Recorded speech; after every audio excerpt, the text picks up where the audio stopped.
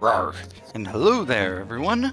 Welcome back to the Den, and to the Great Ace Attorney Chronicles.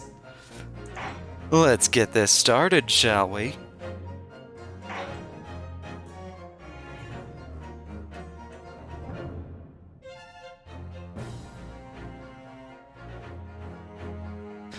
Yes, 19th, yep.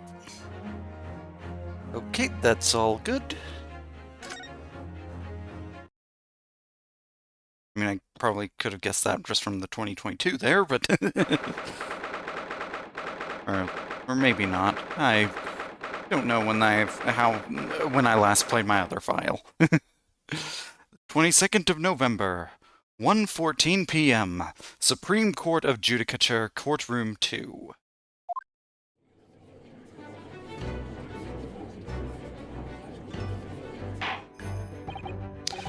Well, I understand that you are the judicial assistant to the defense, but why this sudden ingress into my courtroom?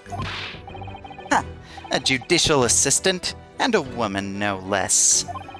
The rules state that females are not permitted into this court of law other than to testify. Wow. That ain't cool, man. Yes, I fully understand. I ask only for 5 minutes of time. I have some vital evidence that I must hand over to the defense. You're too late, little girl. The trial has already been concluded. 5 minutes. I will not allow a moment more.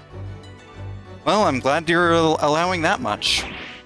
But, Your Excellency, I am most grateful.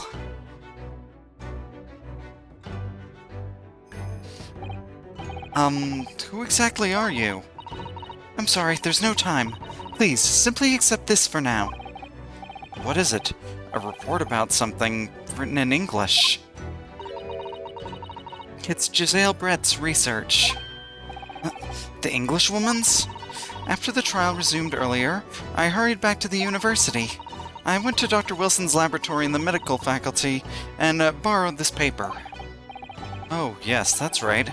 Miss Brett was studying under the professor, wasn't she? So, does this research, whatever it is, have something to do with the case? I'm afraid I don't know. I haven't been able to listen to the proceedings of the trial myself. Oh, no, of course not. Special characteristics of curare and its effects on human subjects. Interesting. Curare? What's that? I've never heard that word before. Time's up. The prosecution demands the immediate removal of this female trespasser from the courtroom. There was too little for me to read it in detail, but I've summarized what I could on a note just inside the cover. If you think it could be valuable, please cast your eye over it. This is wonderful. Thank you! Okay. Well, we will have to take a look. Goodbye then, and good luck. So, Giselle's report. A poison made from the bark of certain trees in the jungles of South America. The hunters of the region have used it since ancient times to incapacitate their prey. Special characteristics. Effects include instant paralysis of the entire body and subsequent death, even in minute doses. Oh, dang. Route of entry. The above-mentioned effects occur when the poison enters the body through a wound, such as that inflicted by a blowpipe dart. Due to its ability to render the human body paralytic, it is believed that the toxin could have application as an anesthetic. However, a solution for the respiratory arrest caused as a result of the full body paralysis must be found first, or patients would die of suffocation. Aha. Alright then.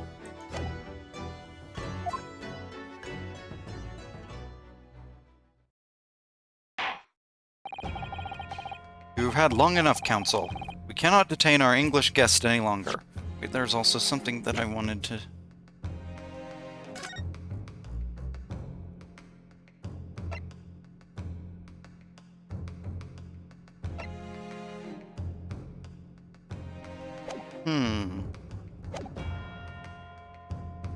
We cannot detain our English guest any longer. I ask the prosecution and the defense now one last time. Does either side have any further evidence to present to the court? I presume not, but... The prosecution has made its case convincingly enough already. Nothing more to add, Your Excellency. Ryunosuke, we're out of options here. This really is our very last chance. Yes, I know. Your Excellency, the defense does have new evidence. That look. The unyielding stare of a true Japanese warrior. Yeah, he didn't even glance down at his hand this time. Well, Miss Brett? Yes, Your Excellency? If you wouldn't mind, perhaps you could grace us with your presence a little longer. It's a delightful invitation, but I'm afraid... It's not so very long until tea time. I'll have to politely decline... Forgive me, Miss Brett. It seems I wasn't clear. I realize it was phrased as a question, however... I must ask you to treat this as an order. I've said it many times before, but... the Japanese language makes no sense. Oh.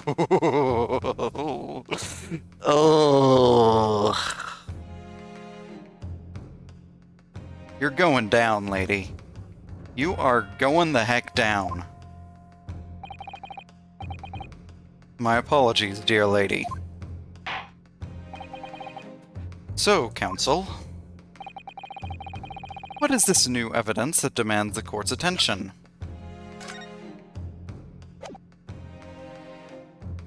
Yes!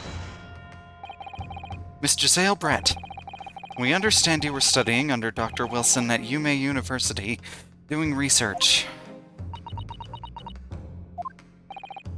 Research, by sheer coincidence, perhaps, into a deadly poison. What? Poison? Where are you going with this, Counsel? A toxin known as curare, Your Excellency. Even the slightest amount of this deadly poison entering the body leads to instant death. Objection! What complete and utter nonsense? Curare, you say? I've never even heard of it. You wouldn't have done. What do you mean? I mean that you wouldn't have heard of curare before for one very simple reason. It doesn't exist in our country. It doesn't exist? Correct. Which means, no matter what tests the police can do for toxins, they'd never identify curare. Why? Because there is no test available here that can identify the presence of this highly deadly poison. What?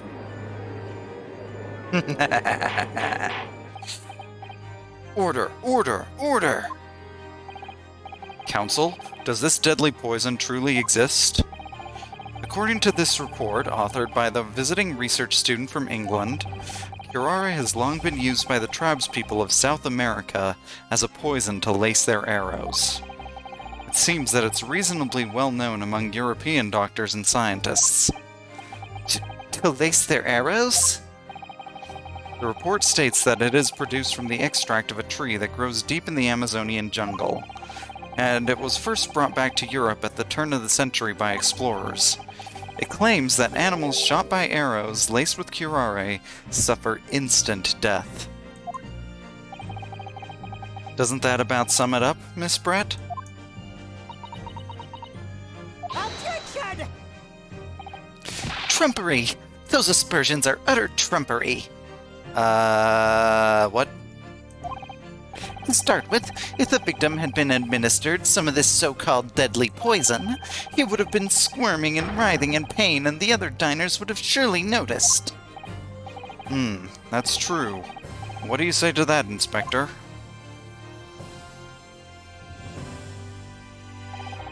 Obviously, I would have noticed a disturbance like that.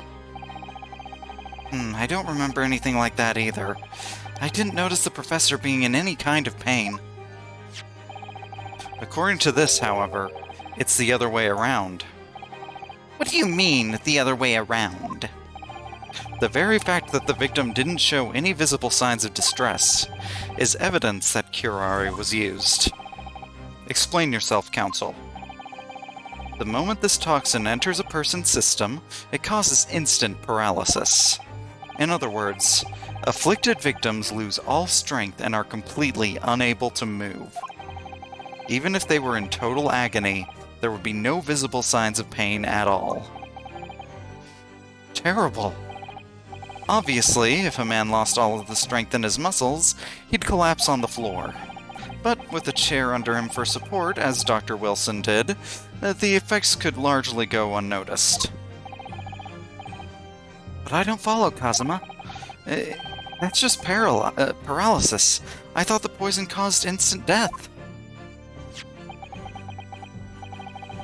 The full explanation is extremely unpleasant.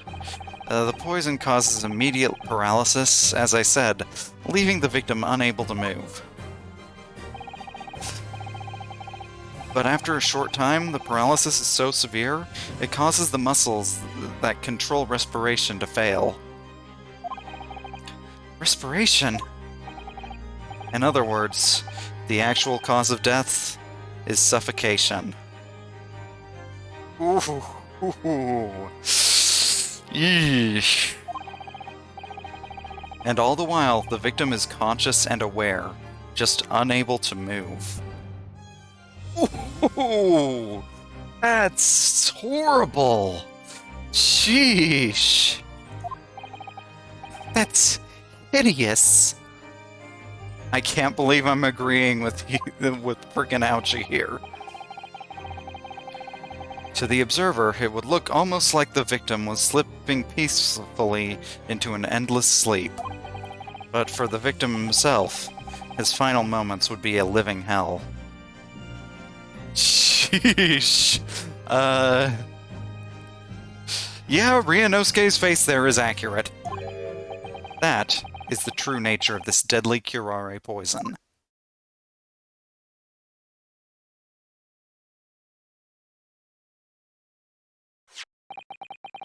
And you're suggesting that this bottle, Counsel, actually contains the terrifying poison? Objection!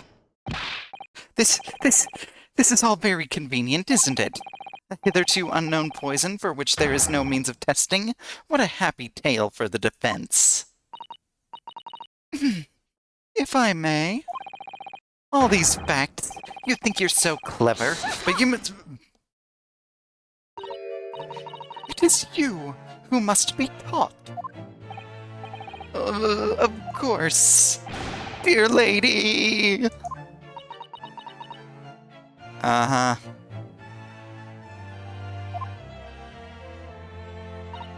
So, this is how you Japanese behave, is it?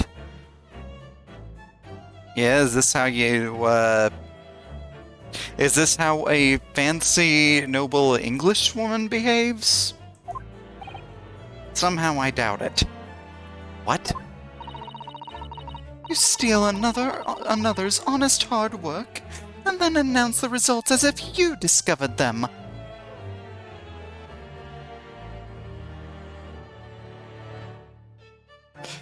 Okay, Miss Brett, I'm not announcing them as if I discovered them. I am just saying that it's evidence. And it may be relevant to this case. There's very much a difference. It's not like I'm getting up in front of all the people at like a Nobel Peace Prize or whatever, and just saying, "Oh, hey, look at this new poison I found out about." while reading someone else's notes. No, that's not what I'm doing here. I'm appalled. What a loathsome act. Well, you've said some pretty loathsome things yourself, Miss Brett. Well, Miss Brett, the feeling is mutual. That's great. Whatever do you mean? Capitalizing on the unfortunate circumstances of an innocent man to frame him for a heinous crime. That really is a loathsome act. Wouldn't you agree? Attention! Enough of this. I, for one, refuse to accept it. The idea of some poison that doesn't even exist in the great empire of Japan is breaking the rules. What? What?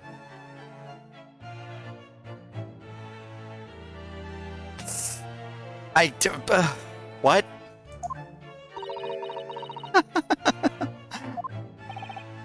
What's so funny?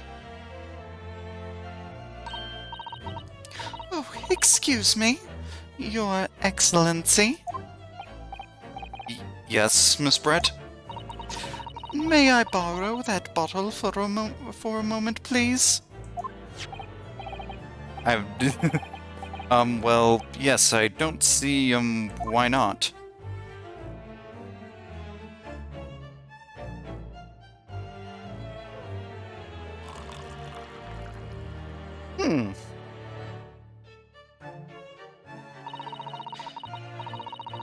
Don't get too big for your boots, you insignificant little island boys. Ooh. Sorry? To an Englishwoman such as myself, this whole affair is a farcical comedy. Your little police games and these foolish courtroom antics, it's laughable, really. But I'm getting bored of it all now. It's time for the games to end. Cheers!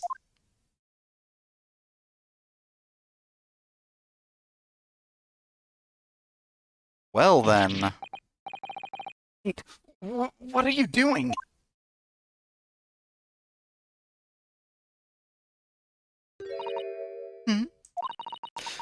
No sparkle left at all. How appropriate for this shabby affair.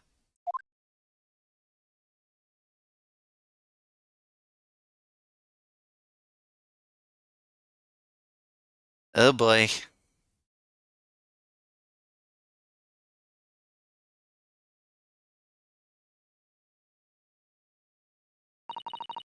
Goodness! Whatever's the matter? You all look quite stunned.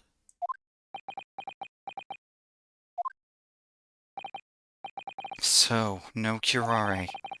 The bottle was clean, is that what you're saying? You look quite incredulous, little boy. But of course, that's the simple truth. Thank you for presenting the findings of my research so concisely here in this grand venue. Most kind. Thank you, waiter. Now then, Your Excellency. Yes, Miss Brett? I should like to be excused now, please. I think I've given more than enough of my time for the furtherance of friendship between our countries. Yes, dear lady. We are most gratified with all the assistance you have given. It's not over yet, guys. Come on. Come on. There was one detail in there that, we can still use. This doesn't make sense. There had to have been poison in that bottle. So how? How did she swallow the whole glass and live to tell the tale? I don't understand it. Well, I suppose if nothing else, this little Far Eastern charade will make for interesting conversation At the next party I attend in London. There has to have been poison in that bottle, doesn't there? There can't have been, because otherwise she would have keeled over dead. Guys, come on. Come on, Ryunosuke. We have all the clues now. That bottle of water does contain poison. The culprit did put curare poison into Dr. Wilson's carbonated water. The defense refuses to change its position. You're serious? Objection! Fool, are you blind? There is no possible way that bottle could contain poison. I mean, we just saw Miss Brett drinking the water from it. That's right, which rather complicates your argument, I think. And I believe that complication can be explained. How, exactly? I need to think through all the things that don't quite add up here, one by one. I'm sure the answer is in the evidence we have in the court record somewhere. It has to be. Very well. If the defense truly intends to assert this claim, then I must ask you to support the assertion with evidence. What explains how the witness was able to consume this supposedly poisoned water unscathed? Route of entry. In special characteristics. Yes! The answer to this riddle is right here in Miss Brett's own research report. Objection! That's not a valid explanation. No. After all, we don't speak English. That report is utter gibberish. This impudent young scoundrel is trying to ridicule the court, Your Excellency. I'm not trying to ridicule anyone. Honest. I'm just reading Susato-san's notes. I concur. This report is too extensive to be considered in its entirety by the court. You will direct us to the pertinent section, counsel. Which section of the report reveals the alleged answer to this riddle?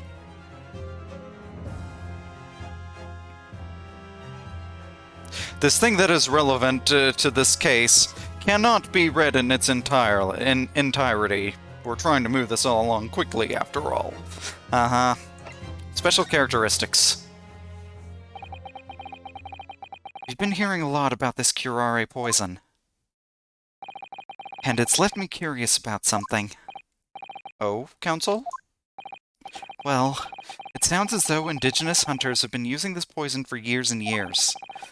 To lace the heads of the arrows that they shoot at whatever prey they're hunting.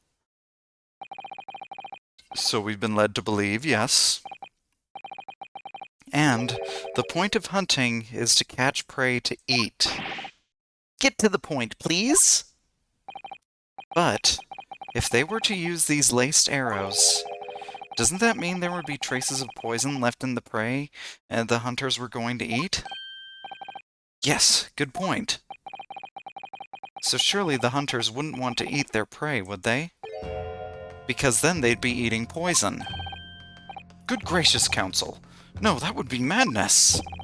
But I actually found the answer to that conundrum in this research paper here. Under special characteristics, it says this. The poison starts to work after entering the body through a wound. Through a wound, you say? I see. That makes sense. Yes. The mention of that particular detail seemed a little strange to me, though.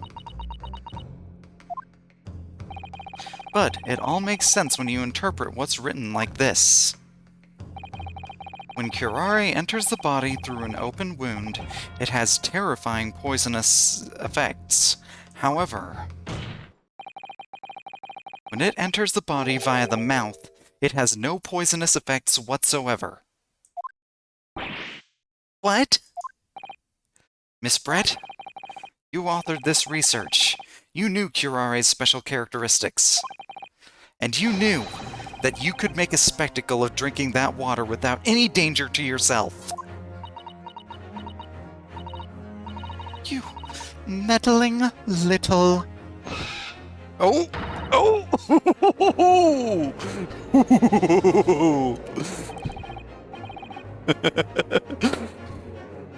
We got her. Well, Ryunosuke, it turns out you're an even better lawyer than I thought you'd be.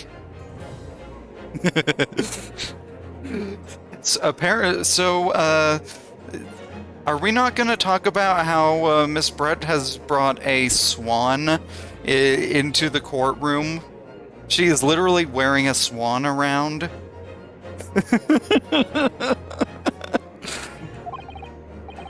Really? Me?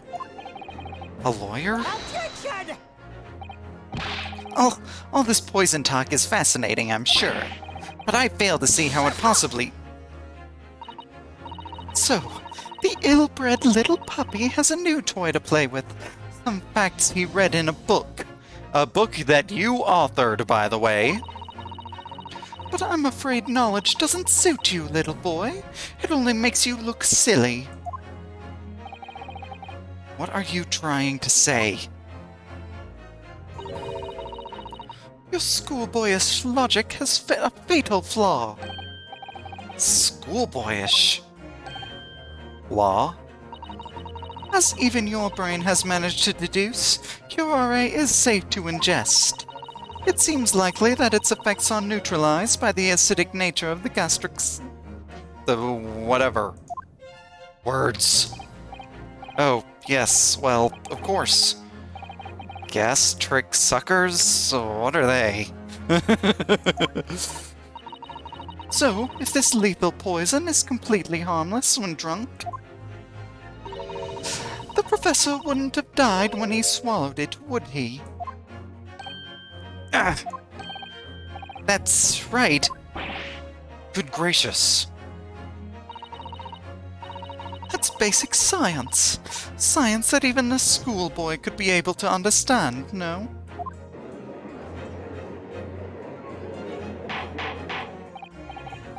Order! Order in court! Order! The logic holds. If the lady and the professor drank the same poison, they would be affected in the same way. Are you trying to suggest... Yes, this curare poison is completely irrelevant to the case on trial. That's right. Surely even a little cockroach like you could understand something as simple as that. Oh. Well, that's an easy argument to shoot down.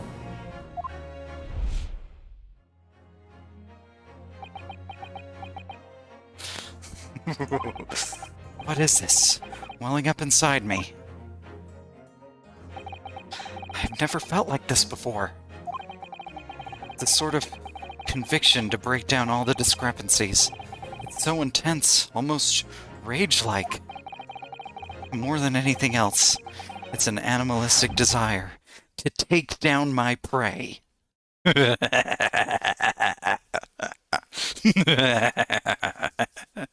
Yes. Objection! Nice! We got our first objection from our main character. I don't think so, Miss Giselle Brett. How dare you use that tone with me? You know very well that there is no fatal flaw here. You know exactly why, even though both you and the victim swallowed the same poison. You are alive, but Dr. Wilson is dead. Counsel, I'm sure I don't need to remind you, you must provide compelling evidence. As we now know that this poison is completely harmless when ingested. Why would Dr. Wilson alone have been killed by the curare?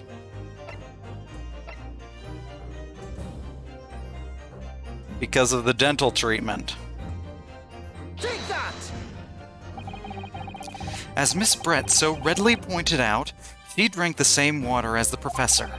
However, there was a fundamental and fatal difference between the two diners. A fatal difference? The toxic effects of curare are only felt when the poison enters the body through an open wound. So, for a healthy person with no injuries, drinking it is completely harmless. But what if there was a wound inside the mouth of the person drinking the poisoned water? Inside? Yes, like the wound you might have if you had just been to the dentist and had a tooth extracted, for example. Ugh. Miss Brett, you've acknowledged many times in your testimony already that you were well aware of Dr. Wilson's dental appointment that day. So that's it. You use that knowledge to orchestrate this.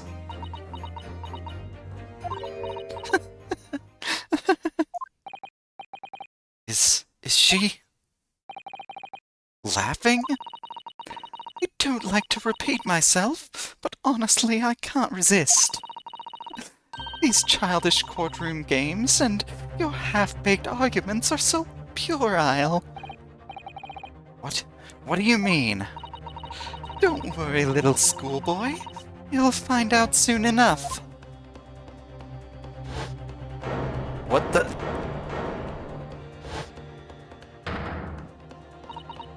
You see, when you leave vital evidence lying around...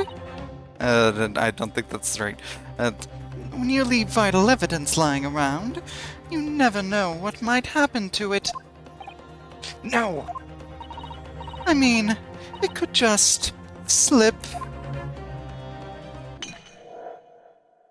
Tampering with the evidence, we got her. Literally destroying evidence in front of the whole court, we got proof.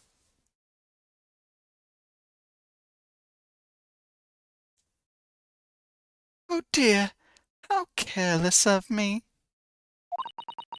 I'm afraid some crucial evidence may have just been tragically destroyed. No! She literally destroyed it right in front of us. In an act of maliciousness.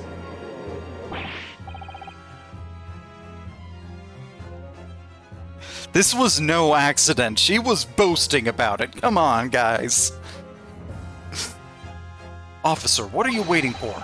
Collect up as much of the water from that broken bottle as possible, at once. You're wasting your time. This delightful carpet under my feet here was a gift from the British Empire. I assure you, it will soak up the water beautifully. You have neither the technology nor the presence of mind to recover it.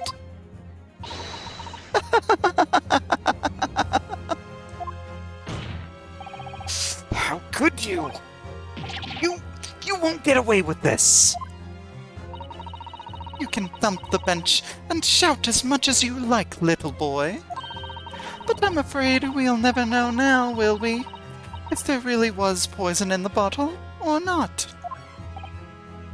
You... And let us not forget, we still have some very compelling evidence left intact. Isn't that right, counsel for the prosecution? Oh, of course, of course. You're referring to this photographic print, I presume, dear lady.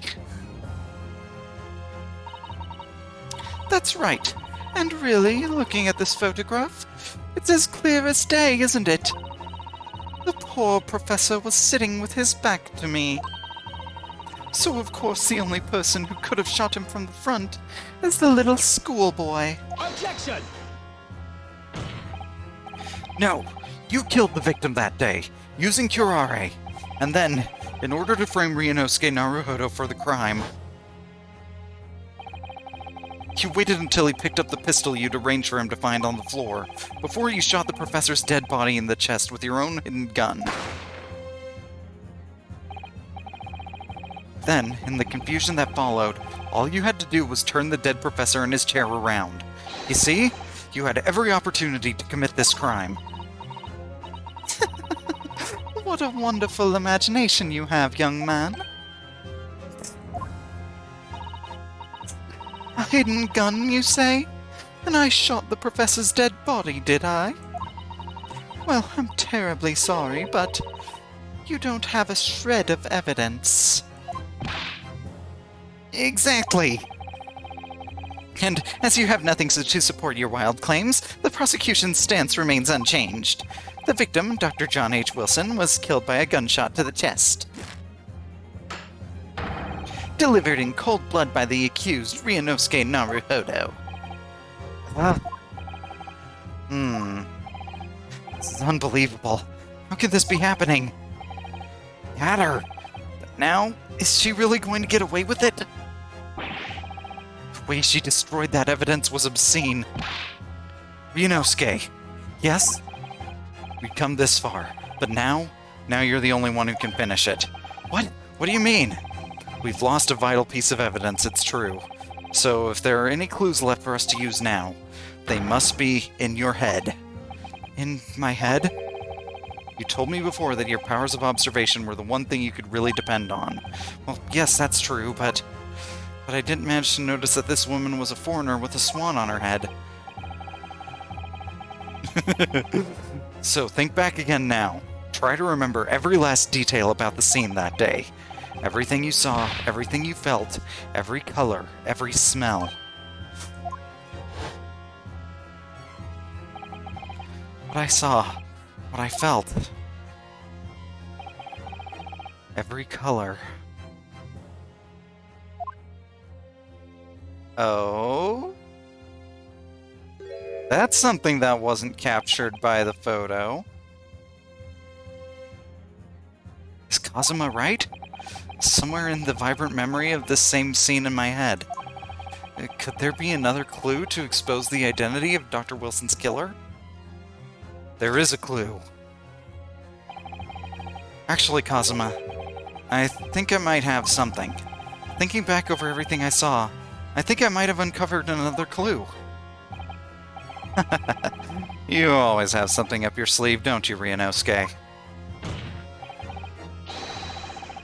Come on, then. Let's wipe the smug smile off that Englishwoman's face with some evidence. Heck yes. Alright, I can't wait. It's been niggling me for a while that something feels amiss in my memories of that day. Whatever it is could be the key to arriving at the truth about all this. It's here somewhere. The clue that shows who the Dr. Wilson's real killer must have been is... Take that! Inspector Hosonaga, answer me this. Yes? What is it? He's still miles away, probably thinking about that bottle being smashed. As you said a number of times now, you strive for perfection in your investigations, don't you? Absolutely. I wonder, therefore, if perhaps you took anything else from the scene of the crime. Like, for instance, the plate of steak that you took to the victim's table that day? Attention! Wait a minute, where are you going with it? Where are you going with this, little boy? It's just a memory that's been troubling me. What memory? I saw the scene shown in this photographic print with my own eyes that day. And I saw that on the wooden base of the plate that the steak was served on was a spattering of blood. What? Oh, really? And what of it? Obviously, that must have happened when you shot the professor. No, that can't be the case. Take a good look at the photograph and the relative position of everything there. The plate of steak is almost directly behind the victim. If I'm supposed to have shot Dr. Wilson in the chest from the front, there's no way that the blood from the victim could have ended up directly behind him. Because we do know from the autopsy, we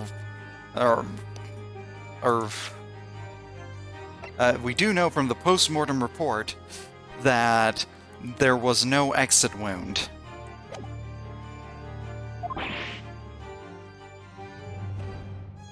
Ah, Yes. For blood to have made it onto the plate, it implies the plate was between the victim and the shooter. Which means the shooter must have been sitting opposite the professor as you were. Giselle Brett. I beg your pardon? Objection! This is beyond ridiculous. Fabricated nonsense. Is the court seriously expected to believe something the accused has apparently just remembered seeing? Hold it!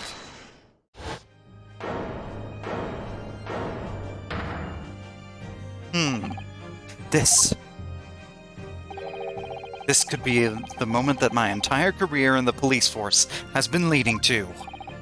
Inspector? You mean... Yes, I took the plate in the interest of preserving evidence from the scene of the crime. I took it, meat and all, and I don't care if they call me a crime scene thief because of it. You did what? I took the steak that you had been eating, Miss Brett. I took the steak that the sergeant had been eating. Or I took the steak the sergeant had been eating, and I did it all in the name of justice. Then we can find out for sure whether or not there's a bloodstain on Miss Brett's plate. We must examine it now!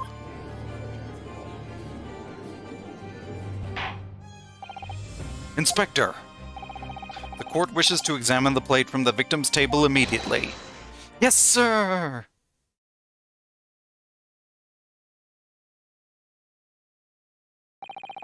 Sorry for the delay. Oh, wait, no, that's not what I meant to do at all. Yeah, get that back up there. Here is what you ordered. The steak. Well, what about the blood? Is there blood on it? Of course there isn't. Quickly, Inspector. The blood man, show the court. Of course. Examine the plate at your leisure. Frick. Though there's something different about the way the meat looks in this photo than it does in this one.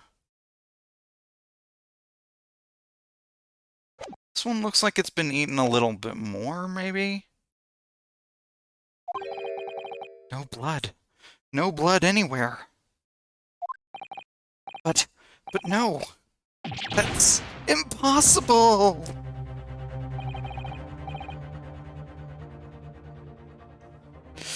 I know I saw it. I'm sure of it.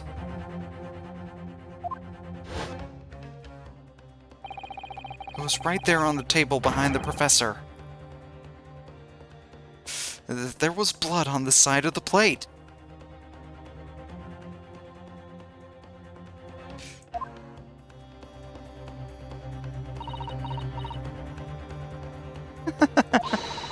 What an unbecoming expression, little boy. You see, this is why I always say you can't trust what the Japanese tell you.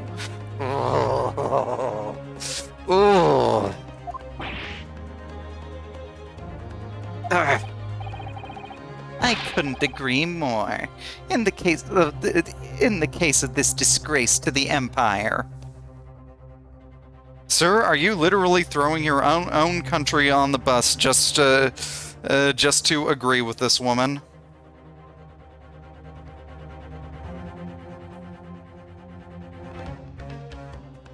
Or are you trying to just throw me under the bus?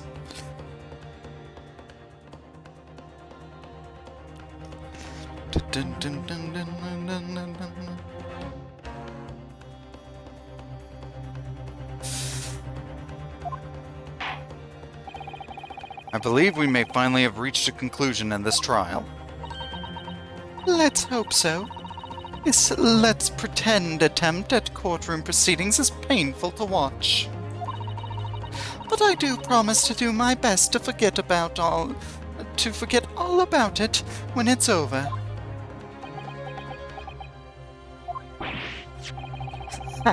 This sorry-looking stick reveals the facts all too clearly.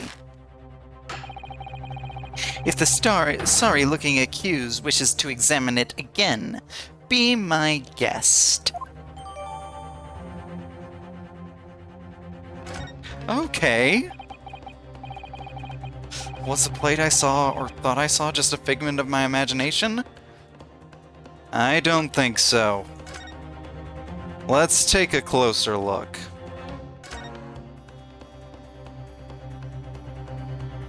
What's this? Huh? What in the world is this? I think it's a Koban coin, and the hallmark is from the Hoei era, I believe. A Koban coin, huh? Hey, what was that old man from the last episode talking about that he was saying he lost? I don't mean what is it, I mean, what's it doing there? Wait, did you say it was a Hoei Koban? Yes, and apart from the meat juices, it looks to be in good condition. I imagine it's very valuable. This isn't the first time today that there's been talk of a Hoei Koban. I've heard of pearls before swine, but I've never heard of bullion in a...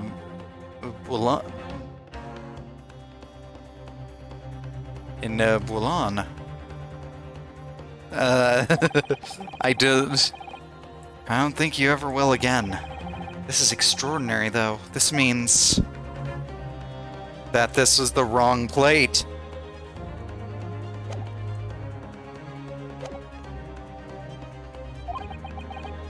This is it now. I've lost. Ryunosuke, it's not over yet. Not until the final gavel. Never stop believing in yourself. Keep looking forward no matter what. Believe in myself? Really? Maybe I should at least examine the evidence for myself. Yeah, I just did. As the evidence requested by the defense has not been shown to be problematic in any way, I presume any further examination of evidence in this trial will be unnecessary. Does the defense have any objection? Why, yes, I do. That bloodstain was going to clinch the trial for me. Can this plate of steak reveal any other clues at all? There is another clue. Your Excellency, please wait. This plate of beef is hiding another clue. Another clue that will reveal the shocking truth. The only thing that's shocking here is your unhealthy fascination with beefsteak. Your Excellency, I think I've made myself clear, haven't I? I will not be able to turn a blind eye to this any more unnecessary procrastination in this trial. I'm sorry, Miss Brett, but we must ensure a thorough examination of all the evidence. I will not give a ruling until I'm completely satisfied that all reasonable doubt has been dispelled. Awesome! I see. As a newly affirmed ally of my country, that's still your position, is it?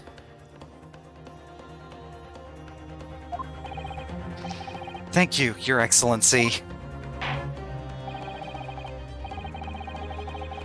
Counsel for the defense, you will now clearly show the court to what you are alluding. Where precisely on this plate of beefsteak is the new clue to be found?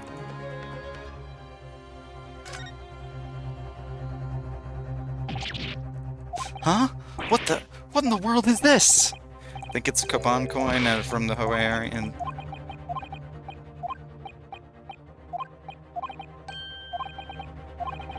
Da-da-da!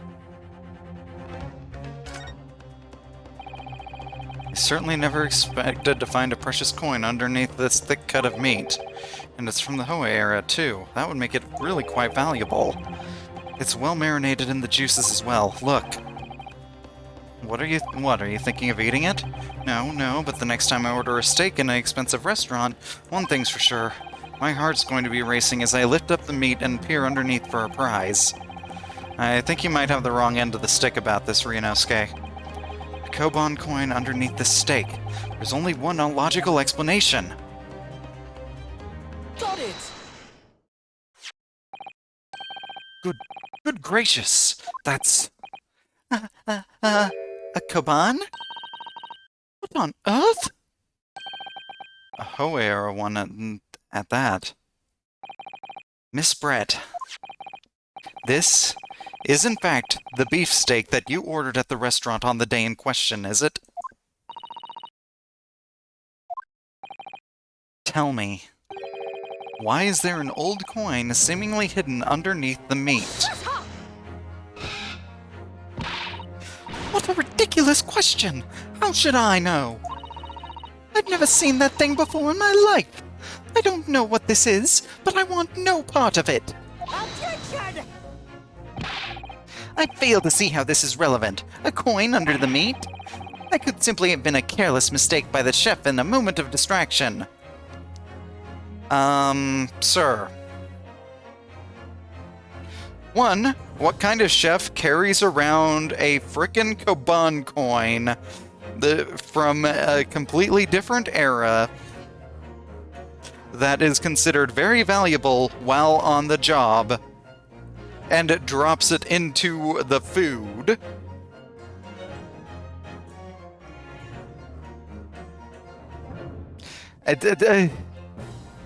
Well, okay, that was my only real point, but I mean,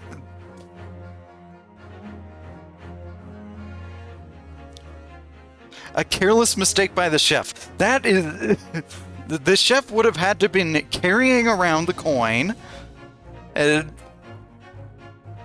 actually have it out while he was working, or she, or whoever, probably he, because Japan at the time. I don't know. I don't know what I'm talking about.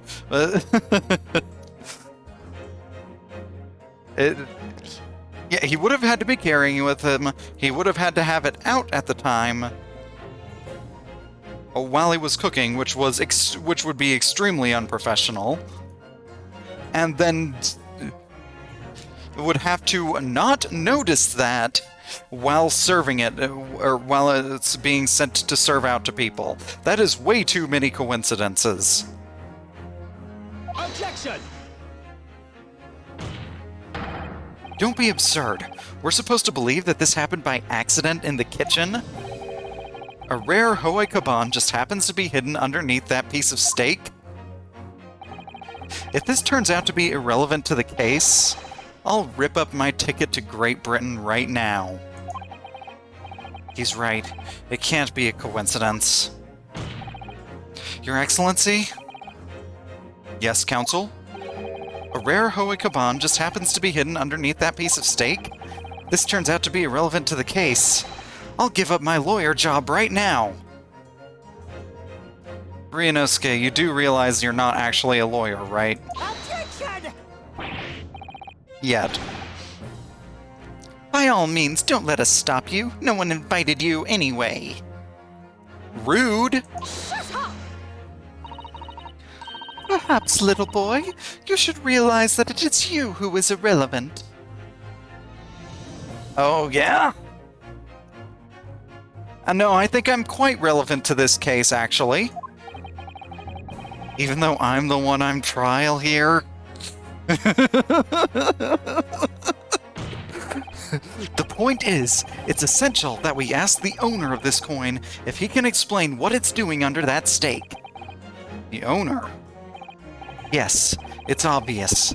There's only one person it can belong to. The owner of the Koban that was found underneath the beefsteak is... Curio Correcta. Take that! Obviously, it can only be the antiques dealer and owner of Rasute, Curio Correcta-san. As in Mr. Cucumber something? Honestly, these ridiculous Japanese names are quite unfathomable. Oh yeah, just you wait until we actually get to England in this game. You're not gonna be one to talk about names. Oh!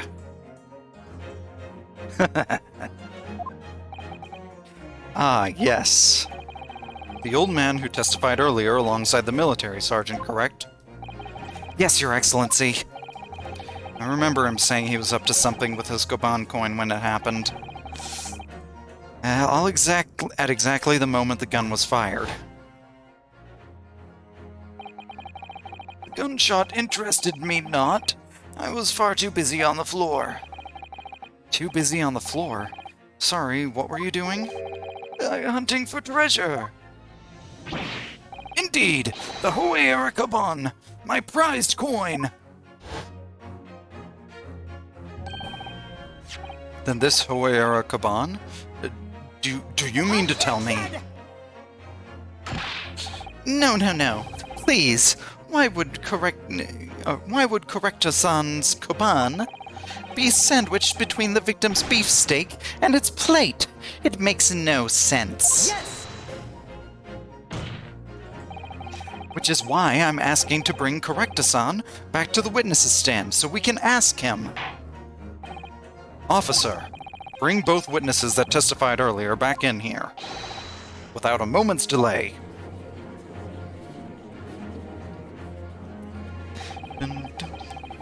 Can't believe we've come back round to that pair again. But I have a hunch, a strong hunch, that if we chase down the real significance of this Koban, we'll find that it's a key element in the case.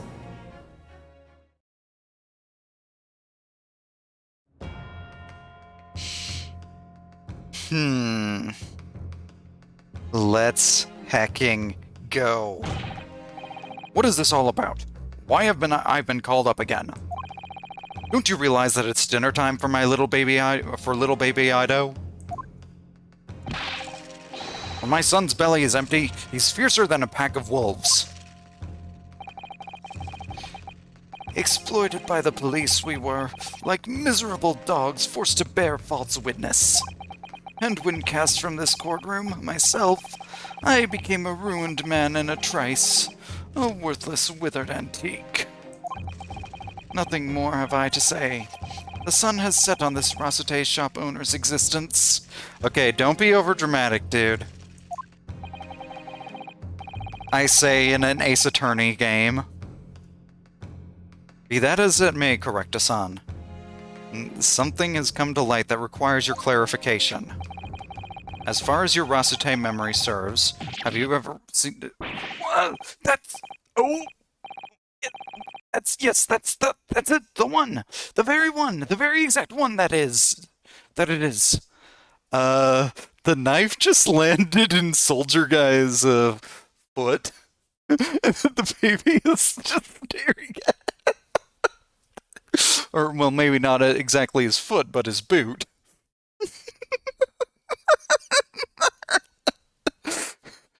Correcta, this is why you do not bring knives into the courtroom. Speaking of which, hey, Kazuma, about that sword. No.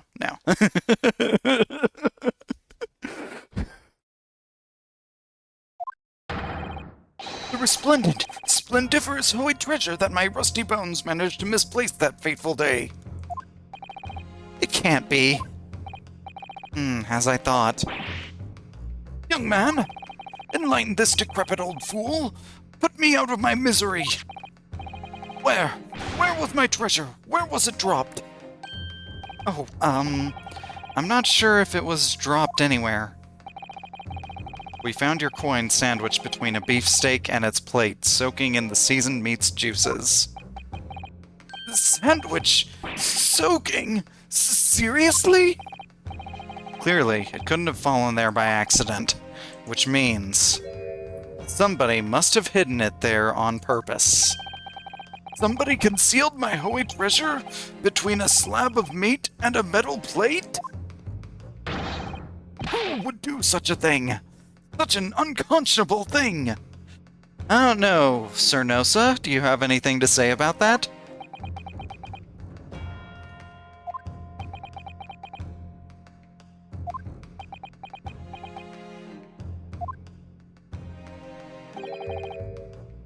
He is sweating frickin' bullets there. Excuse me, could I say something? Yes, of course. Proceed, Inspector Hosonaga. I mentioned this earlier on in the trial, but I was working undercover in the restaurant in order to investigate another case. Ah, yes, that's right. The secret undercover operation. La Carnival is a high-class Western cuisine restaurant. It attracts wealthy diners, including many foreigners. Recently, there's been a run of similarly executed thefts targeting the restaurant's rich clientele. A number of such incidents have been reported to the police bureau.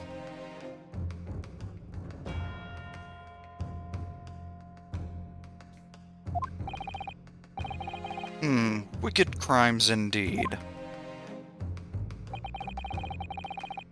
We wanted to nip the case in the bud quickly, especially with so many foreigners being affected. So that's why you were sent in undercover, is it? Yes. I took on the job of waiter at the restaurant in order to flush out the criminal. It seems likely that this Koban incident is the work of the same thief. So unbeknownst to us, there was a master thief at work in the restaurant on a regular basis. The place was already the scene of several crimes, it seems. I don't know about the master thief part, but the identity of the person who stole and hid Correctasan's Koban is all too clear. What? What? I think the court would like to hear the defense's view on this matter.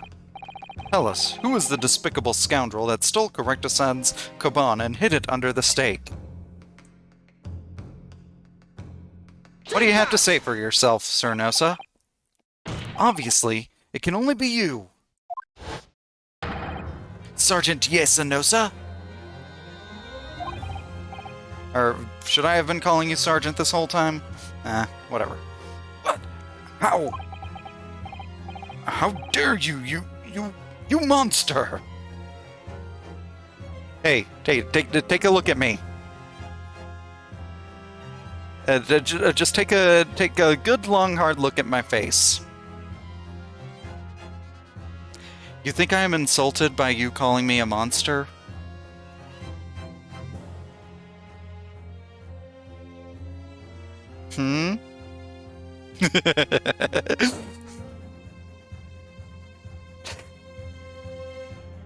Yes, calling the dragon a monster.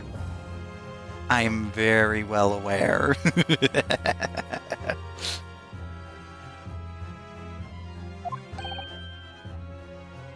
Monster? I stole that Kaban, did I? I'm the master thief of La Carnival, am I? You're seriously accusing me of these crimes, Cadet? But it wasn't me. It was Ido. Ido was the mastermind behind all of this. Sir.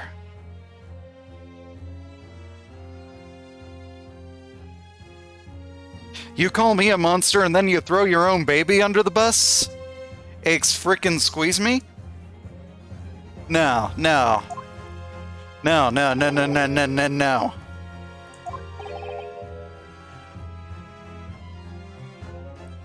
Even Ouchie isn't persuaded by that.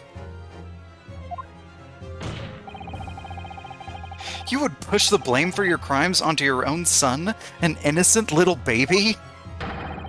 It's you who's the monster, Sergeant Nosa. Isn't that almost exactly what I said?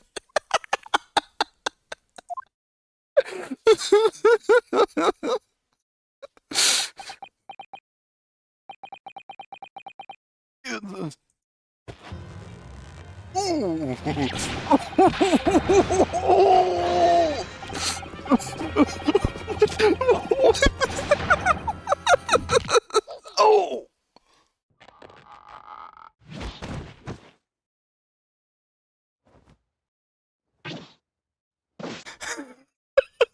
That's great.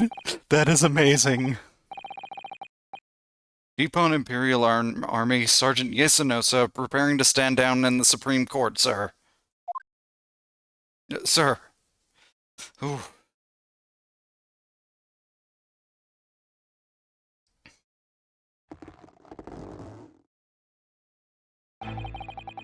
Do any of you know of the extraordinary low wages the Nippon Imperial Army pays those it expects to keep our country safe?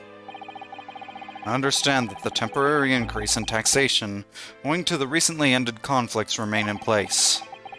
And I have heard that it's hard for lower-ranking soldiers to make a living, yes? All I want is to put a hot meal on the table for my son. That's why you were stealing things at the restaurant? The place is heaving with money. Every 3 days, I'd go there and do reconnaissance for a target. And I'd enjoy chomping my way through a good steak at the same time. Sounds like he doesn't bother with a knife and fork, even, which is worryingly believable.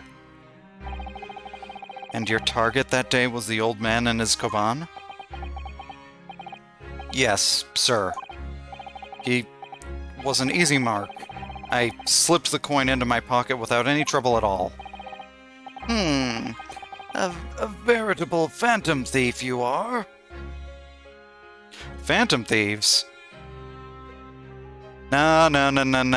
This isn't Persona. No, yeah, and yes, I know a Phantom Thief was a thing way before Persona 5.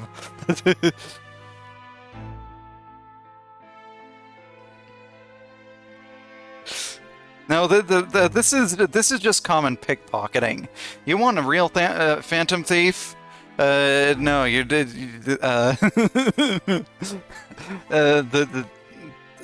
Those tend to be much more high profile than just stealing things from people at a restaurant. I was all set to leave the steak I was halfway through devouring when it happened.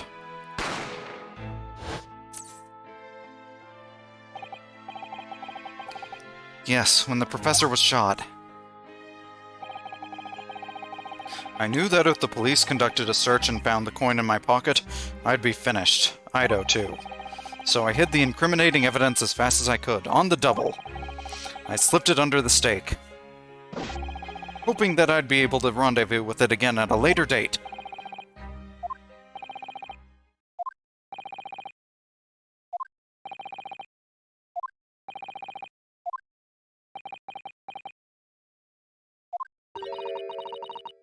This is ridiculous.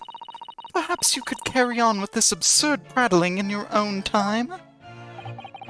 Well, Miss Brett? Oh, of course, dear lady, of course. How rude of us. I'm quite sure there's no need to detain you any longer at all.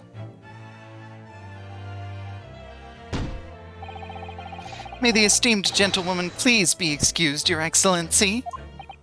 No, we are not finished here. We still have one major question left to ask. That is, if Sergeant Nosa put the coin under his own stake, then what the heck is it doing at the table of Dr. Wilson?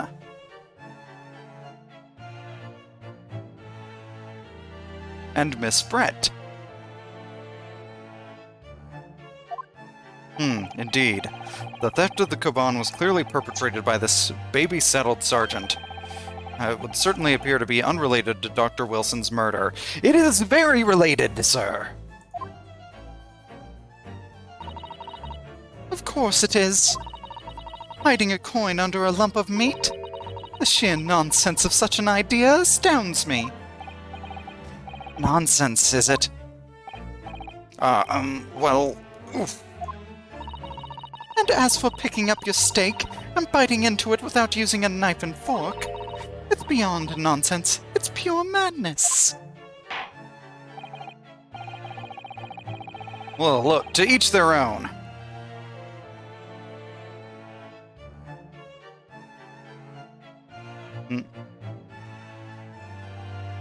I think it is raining outside.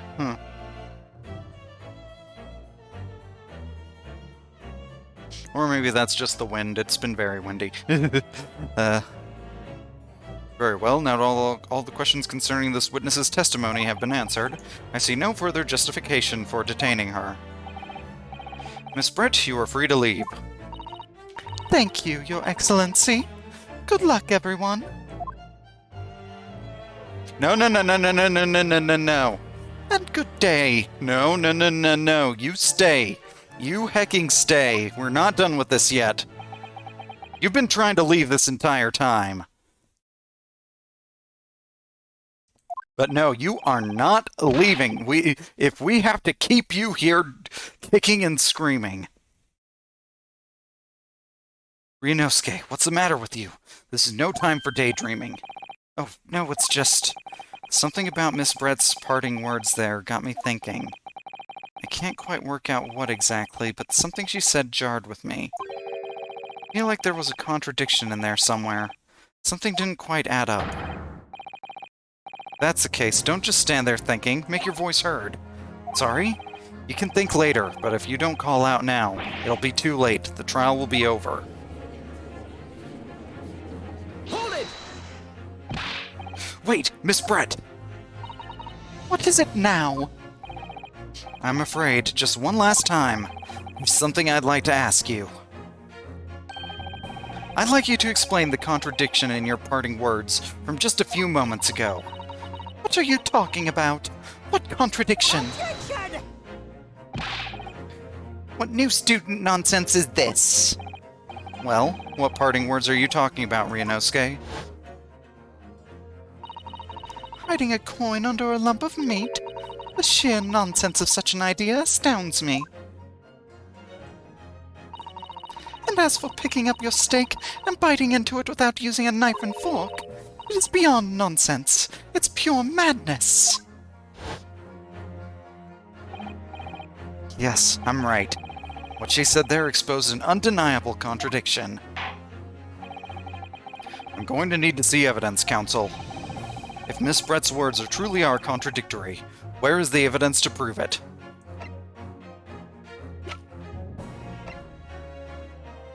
Well, the plate of steak itself. Take that! The steak that Miss Brett had been eating before the professor was killed, yes? Go on. More accurately, Your Excellency. The steak that was on the victim's table just before the professor was killed. Now you're just splitting hairs. Not true. Doesn't something about this steak strike you as very unnatural? Unnatural? What on earth do you mean? It's extremely obvious. I'm talking about the shape of the edge where it's been eaten. I see you've noticed it too, Miss Brett. Noticed what exactly, Counsel?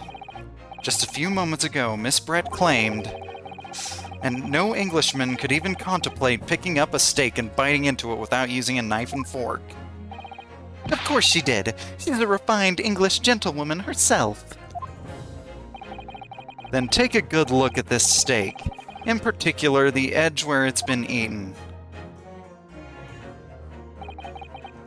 As you can see, there are clearly defined barbaric teeth marks there.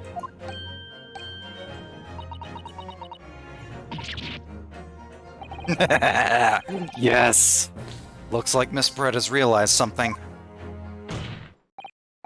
So, if the witness, as she claims, wouldn't contemplate eating anything without using a knife and fork, there shouldn't be teeth marks in the steak at all. Objection! But what is your actual point? Perhaps the delightful Miss Brett was ravenously hungry and...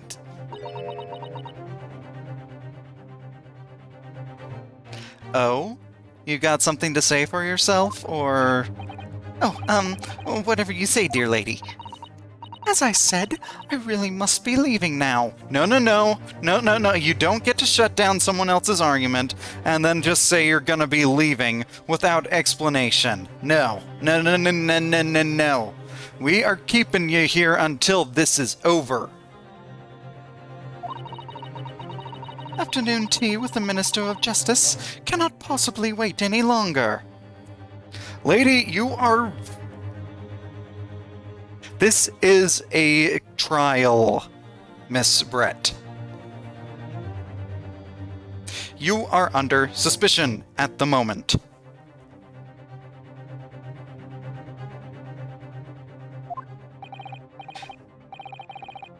Meeting with the Minister of Justice is gonna have to wait until this is over. Now just...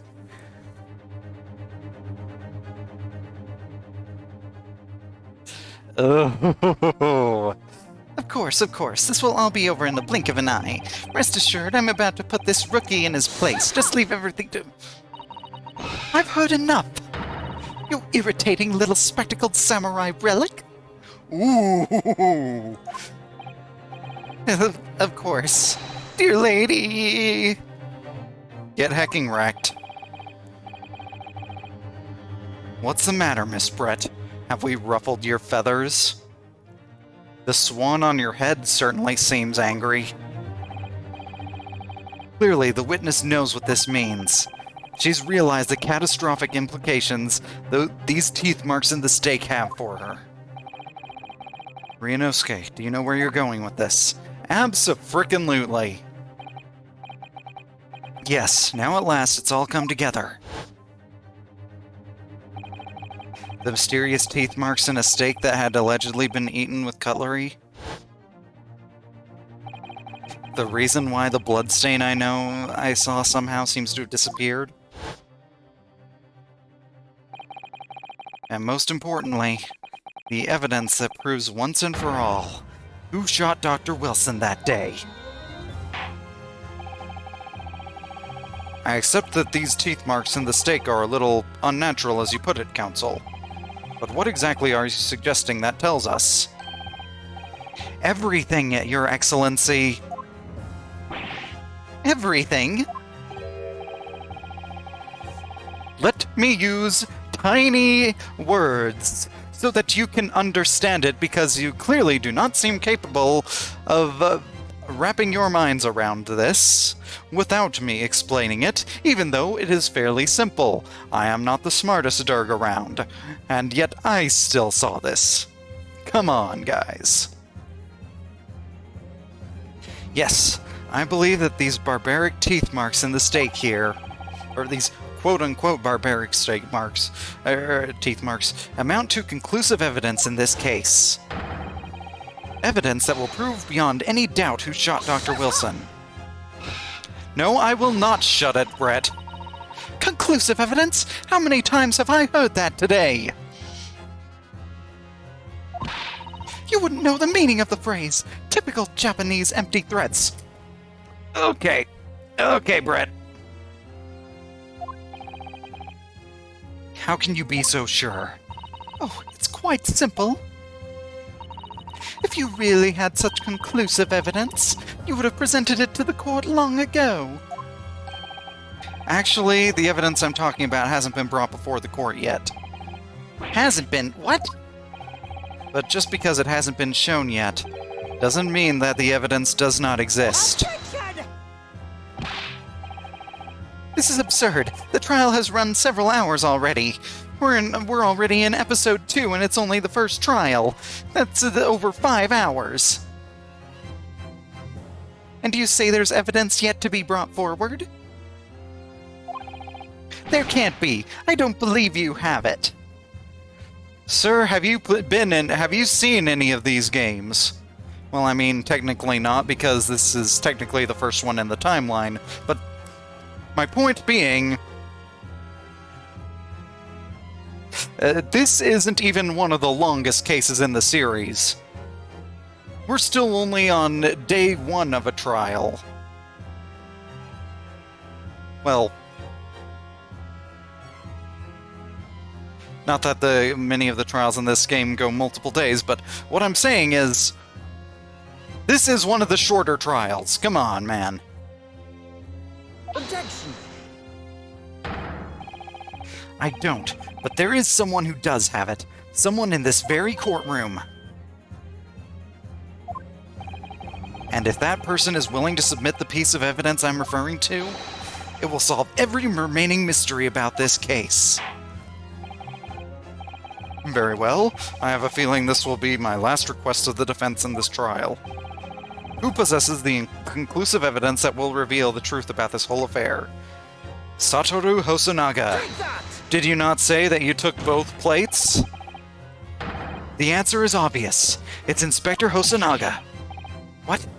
I have it? Yes. You think I've been withholding conclusive evidence? That's ridiculous. No, I'm not saying that. Everyone's attention has been focused on this steak with the teeth marks. Yes. Now, have any of you bothered to ask why the teeth marks are on the steak that was found at Dr. Wilson's table? Come on, guys! Now, earlier this afternoon, Sergeant Nosa told the court the following. I'd enjoy chomping my way through a good steak. And as well as admitting to stealing Correcta-san's coin, he told us that he slipped it under the steak. You watch it, Cadet. I'm the superior officer. That means nothing in this court. Sergeant Nosa, could you please confirm something for me? Was the steak that you'd put the coin under, in fact, your own steak? Attention! Affirmative, of course. I might be a soldier in the Imperial Nippon Army, but still. I'm not brave enough to ask a foreign gentlelady if she'd mind me manhandling her meal to hide something in it. In other words, the steak that the detective submitted as evidence earlier was in fact Sergeant Nosa's meal. Objection! But that makes no sense. The plate was taken from the victim's table. Exactly the point I've been driving at, sir. Objection! Yet the gentlewoman doesn't take bites out of her steak, nor does she have any opportunity to steal the coin. Of course I didn't steal it. To even suggest such a thing would be an affront to the entire British Empire. Well then, how do you explain this paradox? Exactly. Surely you're not going to suggest that the sergeant switched the two steaks over. That is exactly what I'm suggesting.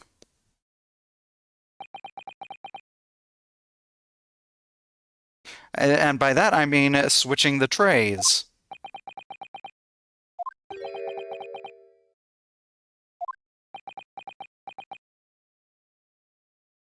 Congratulations, Ouchie. You played yourself.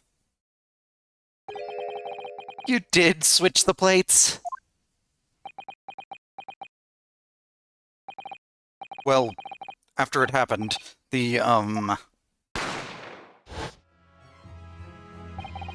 I saw the civilian had been murdered right in front of my eyes like that, I panicked. And I said as I said, I immediately lifted my steak and hid the coin underneath it. But then the waiter announced he was an undercover policeman. I thought I'd had it. If he decided to investigate my slab of meat, that'd be it. I'd be getting my marching orders. So, when the cadet here was arrested and taken off to the kitchen, I seized my chance.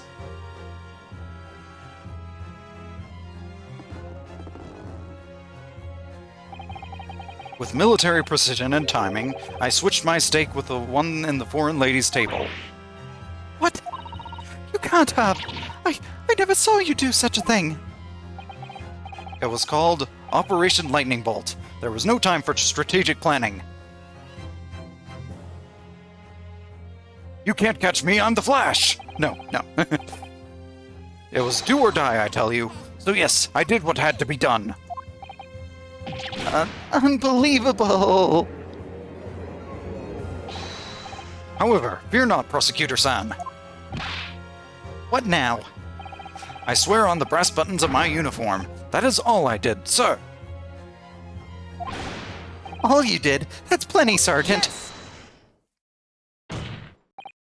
So, if Sergeant Nosa switched the plates over, it means he took Miss Brett's steak and the plate it was on back to his own table.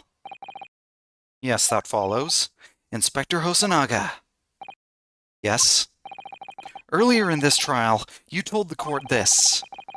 You said that you had not only taken Miss Brett's steak after the incident, but also the sergeant's.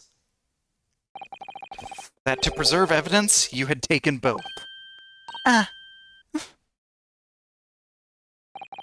That's correct. Then please present it to the court now. The plate that was actually on the victim's table at the precise moment he was shot. Shut up! What could that possibly tell us now? Everything! I mean, a cold slab of tough meat? It can't have the slightest bearing on the case. Did we not already discuss the bloodstain? Objection! No, you're not wriggling your way out of it this time, lady. I beg your pardon? It means that it is over for you. Surely you're not that forgetful. Surely you remember the reason why this steak pan promises to prove such a problem for you, no? Otherwise, why would you be trying to wriggle your frickin' way out of it? You're the ones who decided it was a problem, not me. Yeah, and why do you think that might be? The reason the defense asked to see that plate was to confirm something the defendant remembers seeing. Thinks he remembers. I'm quite sure of what I saw, Miss Brett. On the side of the plate that was on the table directly behind Dr. Wilson, there was a clear spattering of blood from the gunshot wound to the victim's chest. I believe the defendant's memory serves him well. And now we have the evidence to prove it. The plate you were eating from, Miss Brett. Let us not prolong this any further. Inspector, you will show the evidence to the court. Present the beefsteak and plate that was originally on the victim's table at the time of the incident.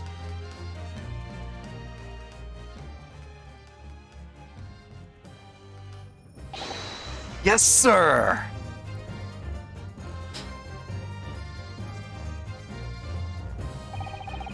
Sorry for keeping you. Oh, would you look at that? Here's the other steak and its plate.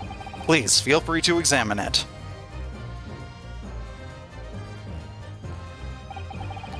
The blood stain is clearly visible. Look. Yes! Now this makes everything clear. The blood you can see on the side of the plate shows that at the moment the victim was shot, he was facing the table with his back to me. In other words, it's impossible for Naruhodo-san to have shot the victim. It can't be. In fact, there's only one person who could possibly have shot Dr. Wilson from the front.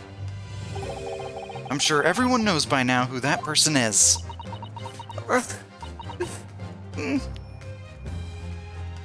Get hecking wrecked!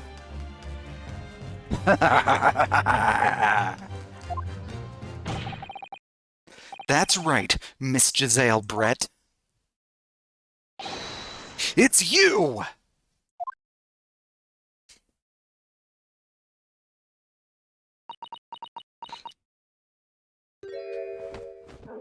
Oh, Outdone by a Japanese? Me? By a Japanese schoolboy? No, no, no!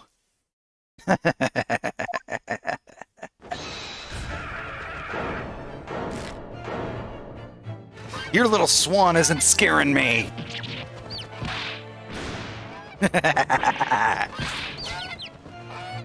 Oh, I love these breakdowns.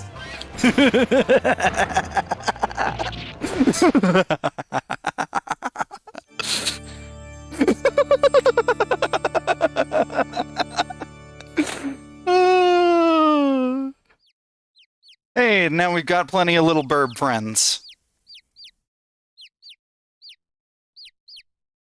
Can I keep them?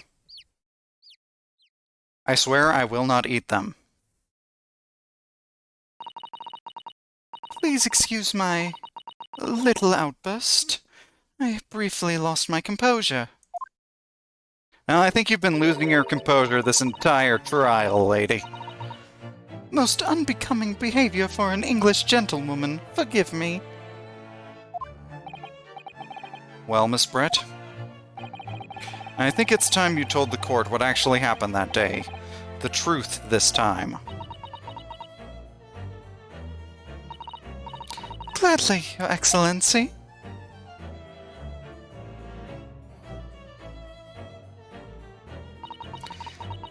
It was I who took the professor's life using curare.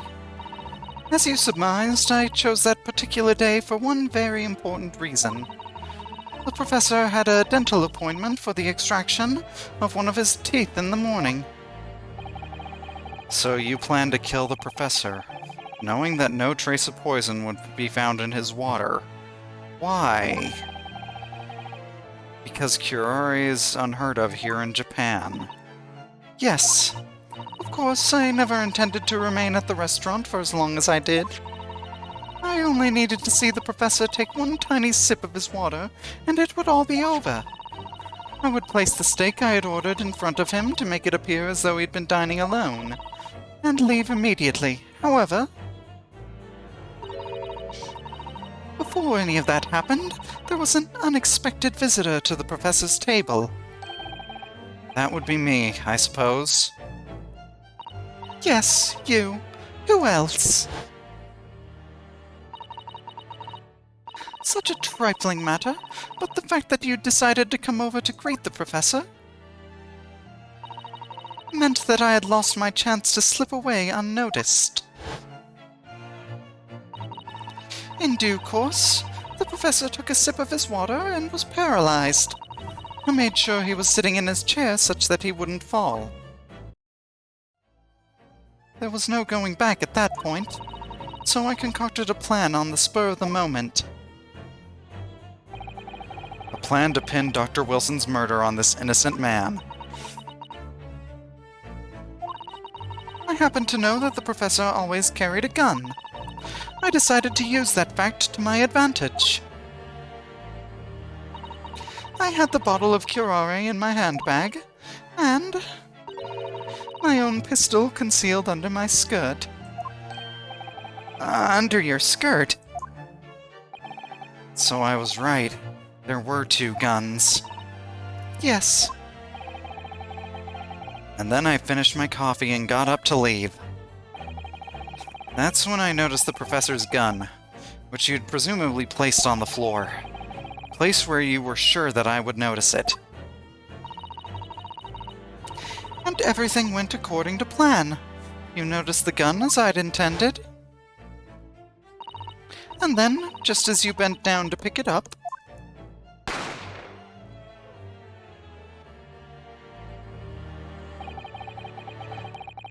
that's when you shot the professor with your own gun.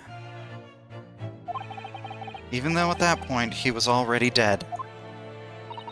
naturally, the gunshot caused a commotion, at which point the waiter appeared.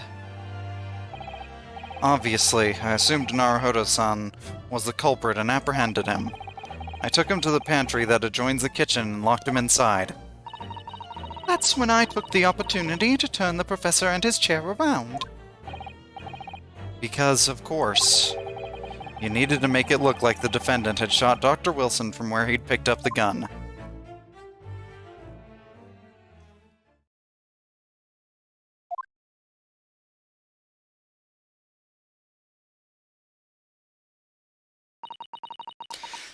So there you have it. That is the entirety of my misdemeanor.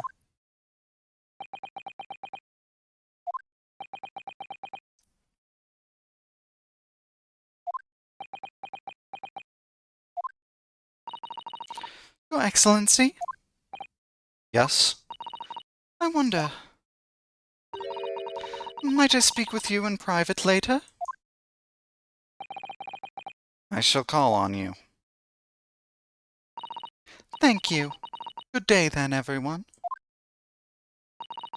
I hope you can forgive me, Naruhodo-san.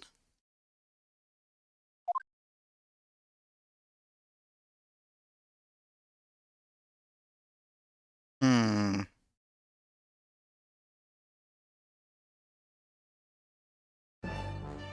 Okay, but what's your frickin' motive? It would seem this trial has finally run its course. I presume the prosecution is in agreement? This can't be. This tickets she does not lose. Not to the likes of this rookie student. You'd better start getting used to tough opposition. Ryunosuke Naruhodo. What? Yes? This insult to the Ouchi family name will never be forgotten. You've become conceited with age, Council. But the old have to stand aside and make way for the new. Oh boy! It's the way of the world. May you never forget that. Oh! Oh shoot!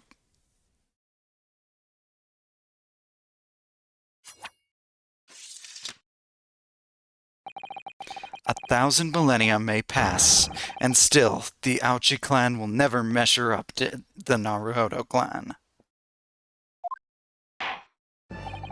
And thus, generations of rivalry was born. This trial in the Supreme Court of Japan will, I believe, go down in history as the start of a new chapter in our country's judicial system. Despite being summoned as the accused, you, Ryunosuke Naruhodo, presented an excellent case. I thank you, Your Excellency. The use of evidence and deduction to unravel the truth is a modern methodology.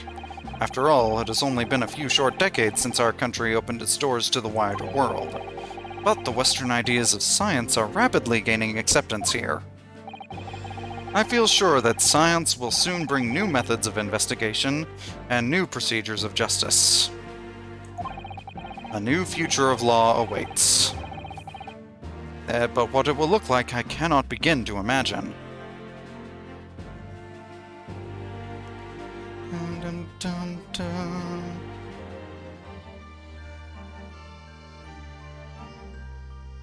Dun, dun, dun, dun, dun.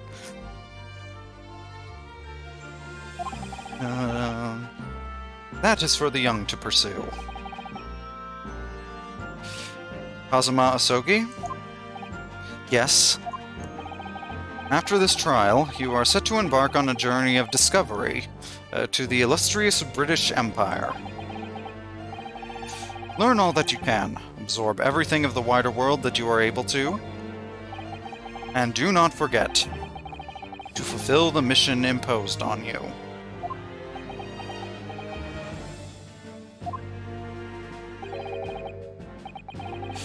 I understand, Your Excellency. What was that about? Why do you look so grave all of a sudden? Ah, never mind.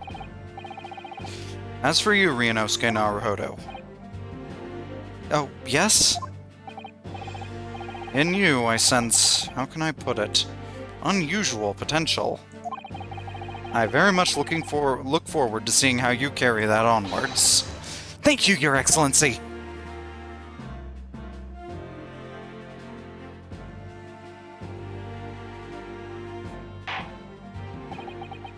It is time to deliver the final verdict.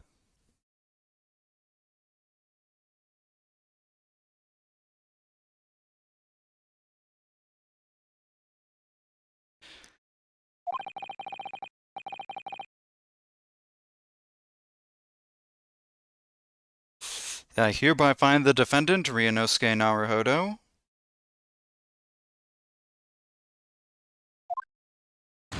not guilty. Yay!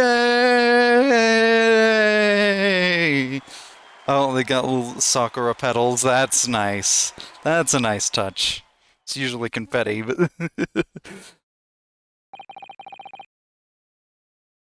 This court is now adjourned.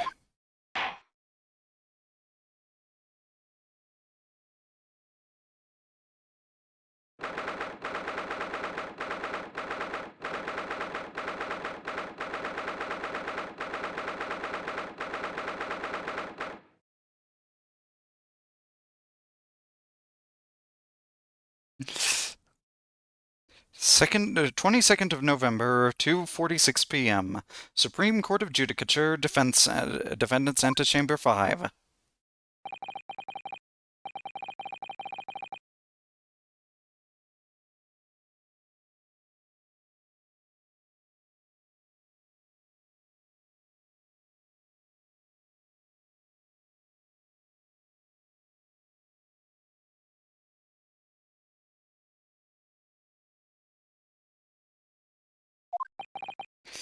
Can't believe what's happened.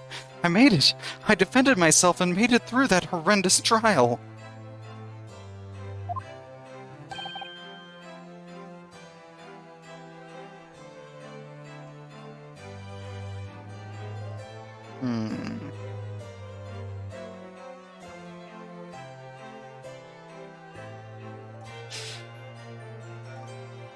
Dun, dun, dun, dun, dun, dun.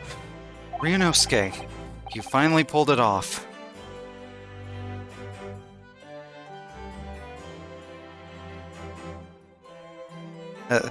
Congratulations. Sorry, I'm a bit distracted. Well, I couldn't have done it without you. Thank you, Kazuma.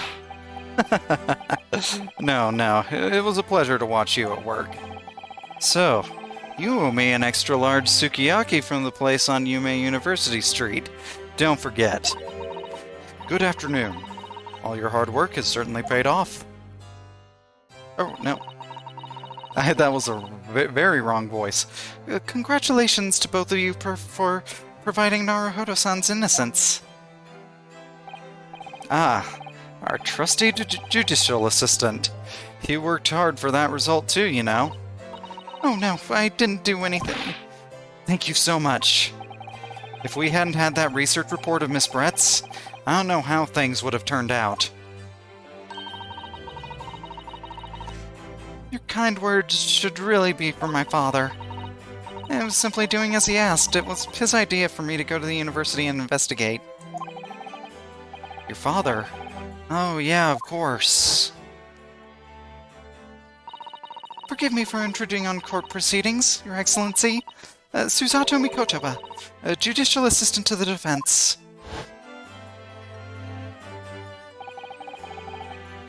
Speaking of Mikotoba... Ah, there you are. I believe congratulations are in order. Naruhodo, you did an excellent job. Thank you, Professor.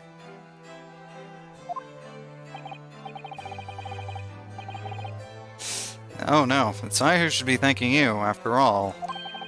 Your efforts exposed the true criminal that took the life of my good friend.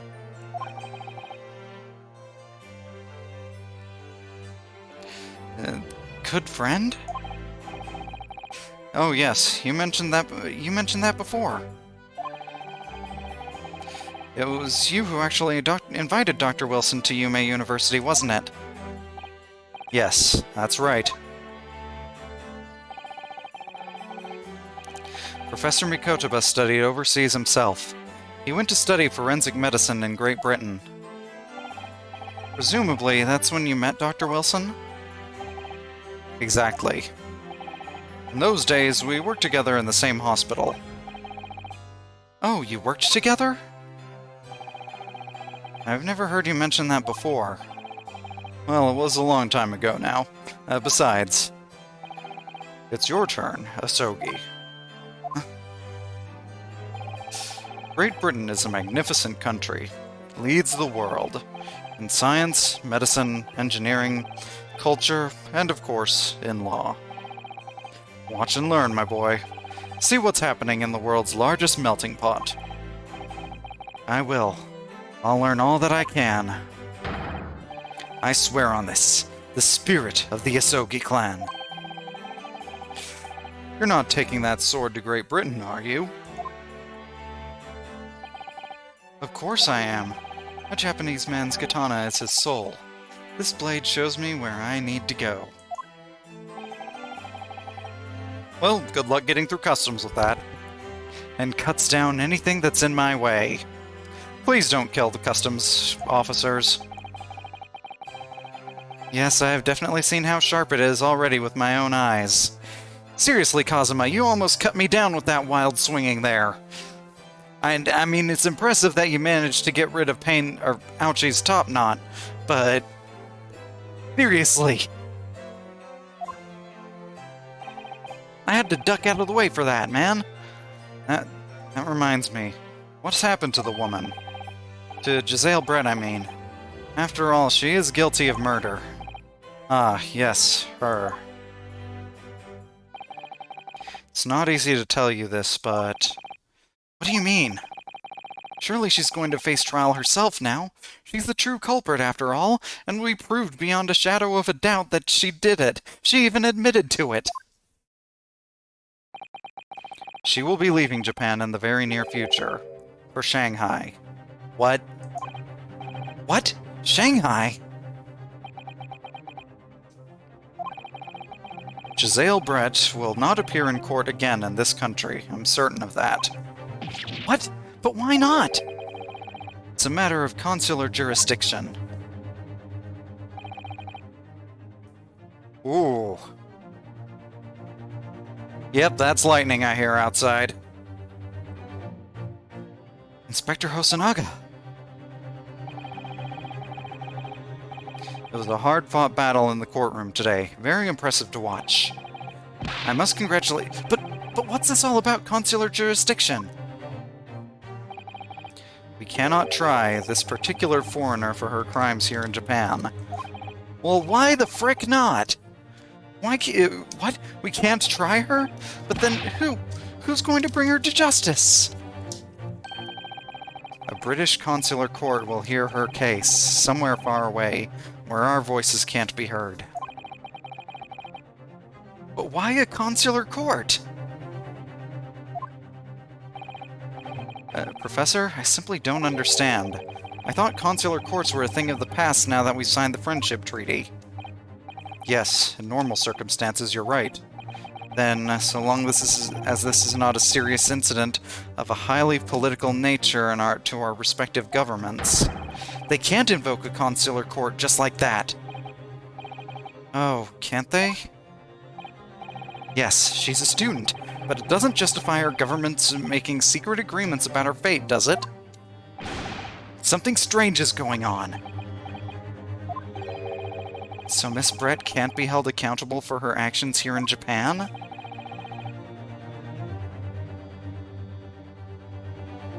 I'm afraid that's for the young student. Today's trial was nothing more than a game all along. There was never any danger of comeuppance for her.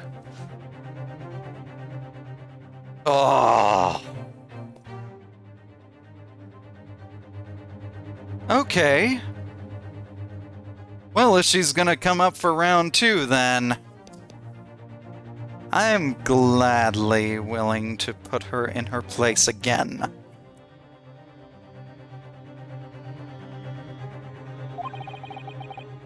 I don't believe it. The British government's Foreign Affairs Ministry has demanded that we hand over custody of Miss Brett. They're obviously taking this case of a foreign student committing murder very seriously.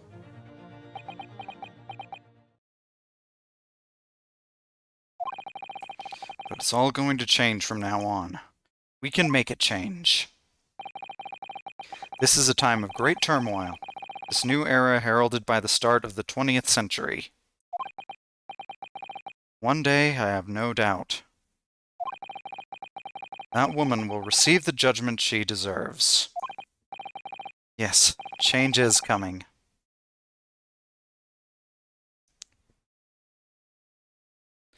And we're the ones driving it.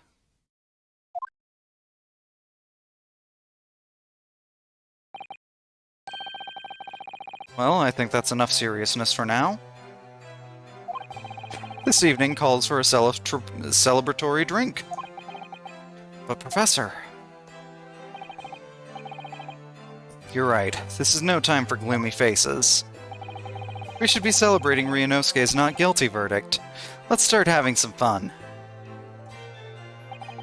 In that case, might I suggest La Carnival?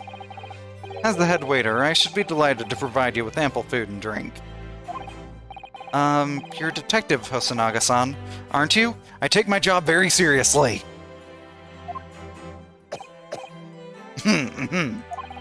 Let's not worry about details for now. To La Carnival. Will you accompany us, Professor? Of course. La Carnival's food is second to none. What do they serve other than steaks? I shall go and attend to the paperwork for Naruhodo-san's release. Oh, yes, thank you. Glad you're the one dealing with the paperwork and not me. So, Giselle Brett won't be tried here. I suppose that means I'll never know. I'll never find out why she killed Dr. Wilson. Yeah, we were very much avoiding that topic. For some weird reason. Kazuma. Yes, Ryunosuke? I just wanted to say thanks again, that's all. You really saved my skin today. I didn't do a thing. No, you did quite a bit, actually. You were the lawyer in there, weren't you? That defense was all your own work. Man, if you hadn't talked me out of giving up several times and actually helped point things out, then, I wouldn't have made it, man. Your skills made the difference, though. One day I'll bet you'll be the best lawyer in the world. I'm not so sure about that. Huh? To be honest, something kept occurring to me over and over again during that trial. I couldn't help thinking that maybe you're the one destined to become a great lawyer, not me. What? Come on, be serious. If I helped you today, it was only right at the very start of the trial. You have a natural talent for it, for being a defense lawyer, I mean. Oh no, not me. All that tense verbal combat? I never want to go through that ever again. Well, I got bad news for you, man. I just did what you told me to do, that's all. Because I knew I could trust you. That's the point. Sorry? What do you mean, that's the point? Listen, Ryunosuke. Do you know what the most crucial weapon is that any lawyer needs in order to win? Knowledge of the law? I mean, that helps. No. The ability to believe. To believe? To believe what? A defense lawyer has to fight for his clients. He has to believe in them at all times. Try taking that into an actual non-Ace Attorney court of law, and see how far that gets you. Like you believed in me when I said I didn't do it. I'm human, just like you. I don't have some superhuman ability to know the truth. But you have to make a choice about what to believe in and stick to it when you're defending someone. Sometimes in the courtroom, you can really be backed into a corner. But being able to remain faithful to what you choose to believe in even then? Well, that's not something that anyone can do. It takes a special kind of person. Believing in your client. Just look at today's trial. I'm a student lawyer with precious little real experience, but you never stopped believing in me. Well, You face seemingly hopeless situations time and again, but you never stopped looking for the truth. And in the end, you found it, through your own efforts, and because you never stopped believing in me. Thanks, Kazuma.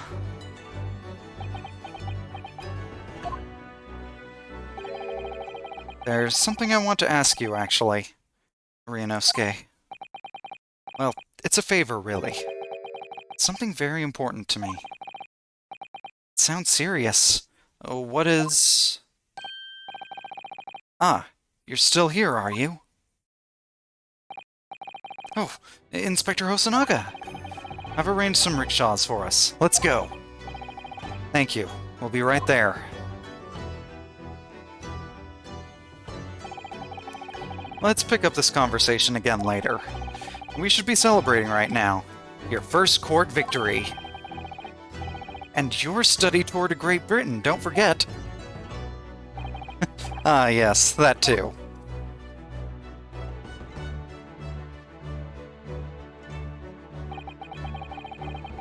So, my very first trial comes to an end. Kazuma.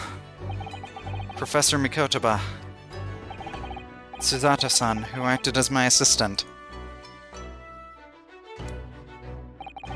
Inspector Hosonaga, who didn't really play much of a part, but still. Oh, come on, man, I brought you all that evidence! It was because of the help and support of all these people that I managed to get through that trial.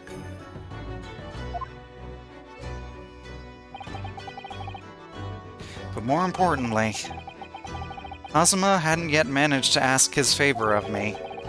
Little did I realize just how much it would change my life.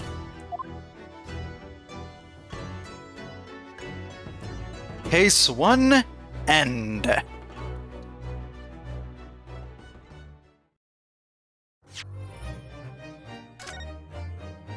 So we're a couple hours in now, and yep, a whole nother case to go. This both took longer, and yet not as long as I thought it would. So here we go, Episode 2, Adventure of the Unbreakable Speckled Band.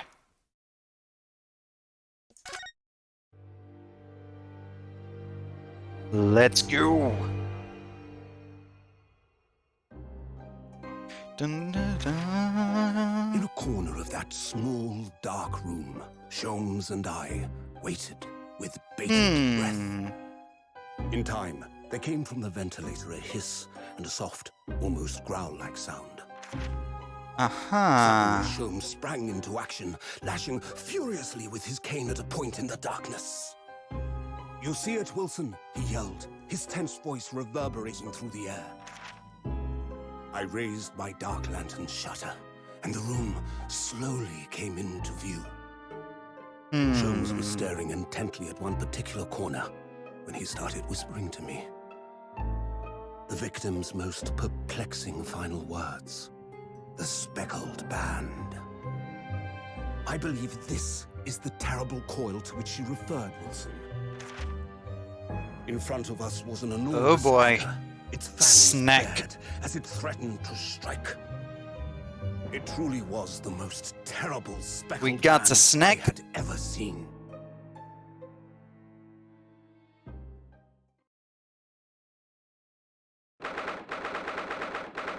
Ninth of January, 6:37 a.m. on board the steamship Burya.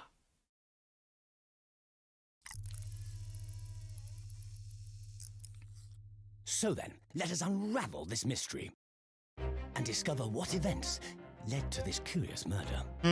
Pray, do excuse me. The cabin door was bolted from the inside when the man was killed. No marks to suggest the bolt was tampered with in any way. So, this would appear to be a locked room mystery. In his final moments, the victim scrawled a message on the floor. Almost certainly with the ink from this upset bottle. A Russian word. So the victim was a Russian man then.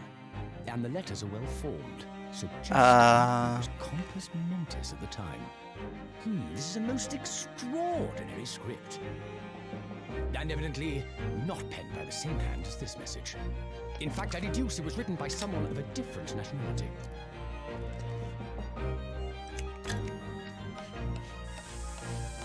This paper seal was placed just prior to the incident, by the victim himself, I would venture. Well, what have we here? Who are you, and what do you think you're doing here? No one must touch before maritime police come. We must wait. That won't be necessary. You see, In less than 5 seconds from now, I will reveal the killer to you. Don't be absurd. This is murder. And in cabin locked from inside. Ah yes, the locked room. But that mystery is paper thin. You don't mean the culprit is in there? Who are you? And where have you come from? I'm a great British consultant detective, the only one in the world. Sherlock Holmes. I presume you must have heard of me.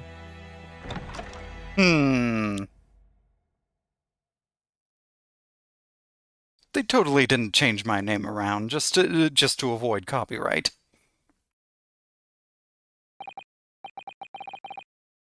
My head is throbbing. What's going on? Something's not right here. Trouble in the air.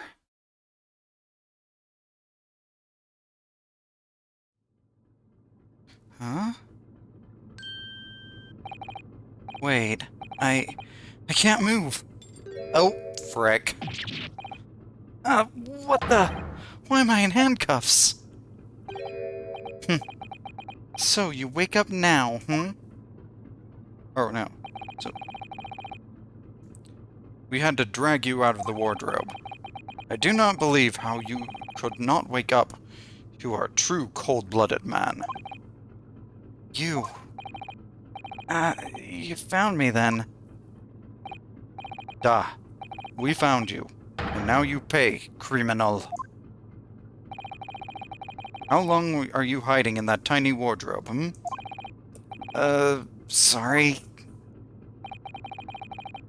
Now you have been found. It is time to admit your crimes. Unless you want to find out how cold the ocean is, No, I'll tell you everything.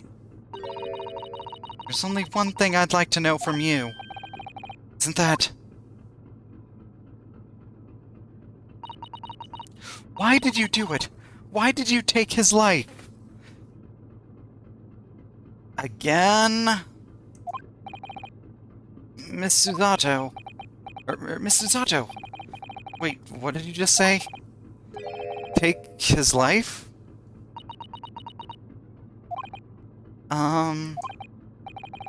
Where is he? Where's Kazuma?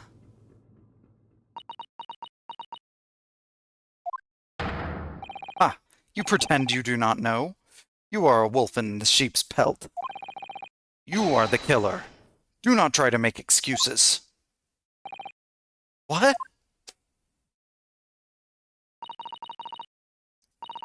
Kazuma-sama's body was discovered not long ago. Frick, I liked Kazuma. Man.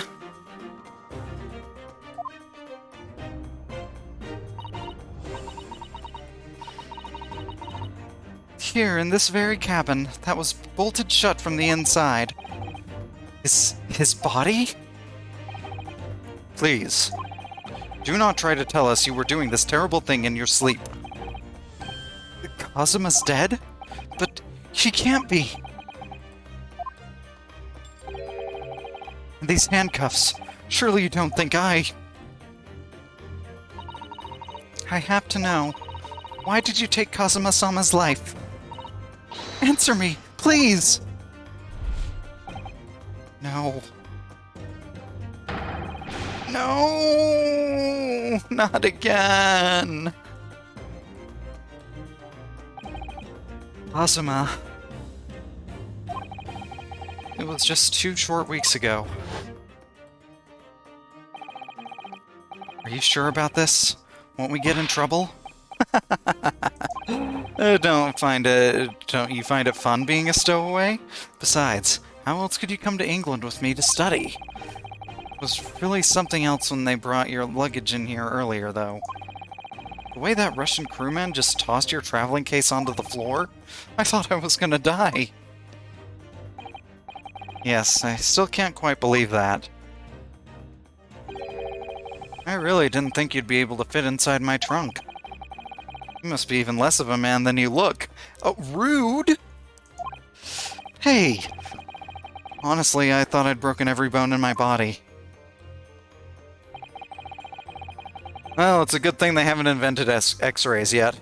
It's about 50 days till we dock in Great Britain. 50 days? My goodness, is that how long boat trips from Japan to England really take? Well, I suppose it is half the world away and there's an entire continent in the way. But if you confine yourself to my cabin here, I don't expect anyone will discover you. Try not to go stir-crazy. 50 days of being in lockdown can do that to a guy.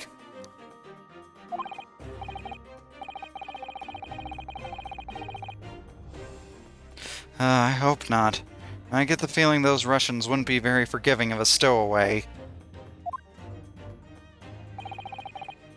They're a sturdy bunch, that's for sure. What I want to know is, why do you need to keep it a secret from the young lady? From our faithful judicial assistant Mikotoba, you mean? From your close friend. More to the point, surely we could confide in her, couldn't we? I don't believe she'd give me away. No, but if she knew what we'd done, that would make her guilty by association. It's best that only you and I know about this. I suppose so. Anyway, it's about time that the steward is supposed to come and clean the cabin. I know it's cramped, but you'd better get in there, I think. It won't be for long. And anyway, compared to hiding inside my traveling case, it'll be a breeze. Yes, but what if the steward decides to open the wardrobe for some reason? Then I'll be in for it. Stop worrying. I tell you what, why don't you write "keep out" or something on this piece of paper? What? Then I can stick it over the wardrobe doors once you're inside. I don't know.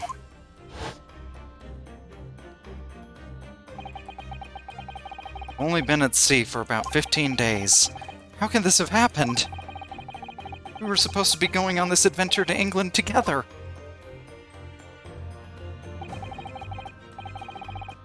We leave you at next port. Stay quiet until then. Don't make more trouble for yourself. Murderer. No, I'm not a murderer! Duh, you said before. You said you admit everything about your crimes. Last time I was even conscious. I wasn't even in handcuffs. No, that's not right. I mean, yes, I did stow away on the ship, but murdering my best friend? No one else could have done it. Admit the truth. Susato-san? Please, tell me what happened. I need to know. Very well. But there is something I would like to ask of you, too. Those eyes. She looks like she's ready to destroy me. This nightmare is getting worse by the minute. I suppose all I can do is try to find out what really happened.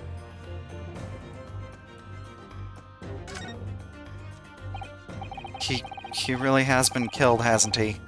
This isn't just a bad dream.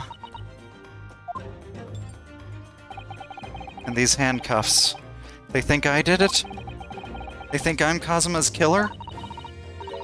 When they found him, the cabin was locked from the inside. What do you mean? There's no access to the cabin via a porthole window, and the bolt on the door can't be operated from outside. In other words, after the crime, the culprit couldn't have escaped these four walls. What? Or to put it another way, the culprit can only have been somebody inside this cabin. Or do you have some other explanation? This is impossible. How did he die then? What happened exactly? Are you still going to deny this charge, even despite the circumstances? Please, Susato-san, you have to tell me. The cause of death is still undetermined. They don't know how he died?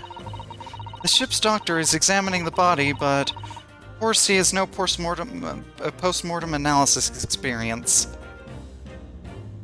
Words. I don't suppose we shall learn more until an expert has been consulted at our next port of call. So presumably that means there were no obvious external signs of injury then? That's true, yes.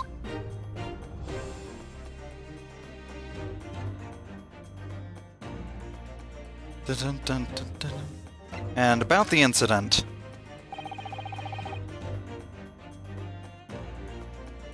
Dun, dun, dun, dun, dun. Can't anyone tell me what actually happened here in this cabin? I don't understand it. Why would anyone want to kill Kazuma?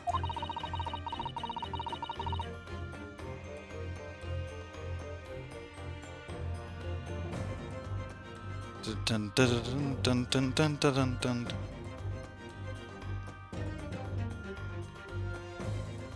Dun, dun, dun, dun, dun, dun, dun, dun, dun, dun.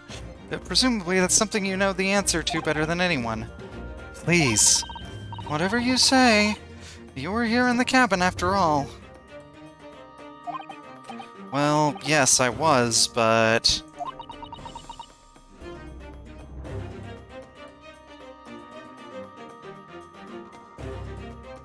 Dun dun dun dun dun dun dun dun.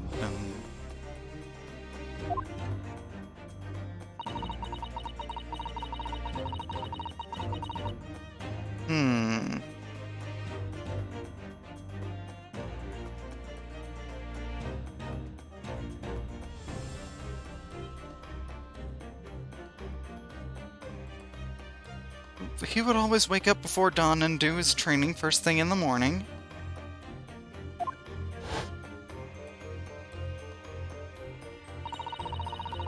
Sorry, I'm getting distracted very easily right now.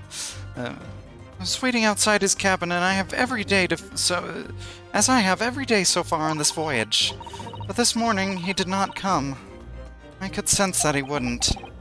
Does that mean he was already dead when Susato-san arrived at his cabin door, I wonder? I knocked, but there was no reply. And then I started to become worried, so I went to find a member of the crew. The crewman forced the cabin door open, and when we managed to get inside, there was Kazuma-sama, collapsed on the floor.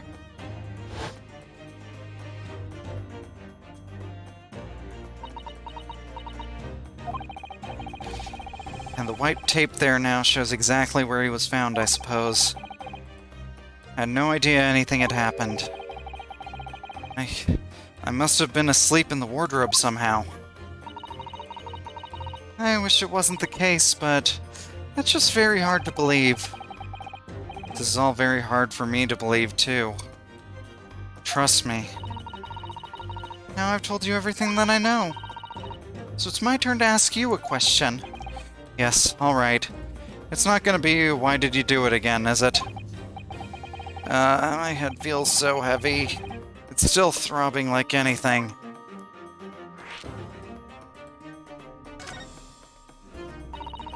Why are you even on board this ship, Naruhodo-san? You said something before about being a stowaway, didn't you? Oh, yeah. I'm afraid that's true. It's 2 weeks since we left Japan now, and I've been shut up in this cabin the entire time. I had no idea. How could you have occupied Kazuma-sama's cabin for so long without him noticing? Who said he didn't notice? No, that would have been impossible, obviously. Yes, of course. Kazuma invited me. He wanted us to go to England together. He actually asked you? But why? I'm afraid I don't really know the reason myself. I'm not even sure why I went along with him. Maybe just because he's my friend. I don't understand. Kazuma, why do you want this? What's the real reason? Why go to such extreme lengths to smuggle me to England with you?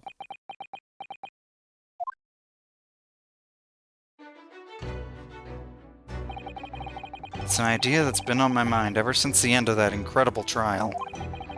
I think I told you then, didn't I? That you ought to become a lawyer yourself? Well, yes, you did say that. But I didn't think you were serious. You have a talent for it. I can assure you of that. But I've never really thought about becoming a lawyer.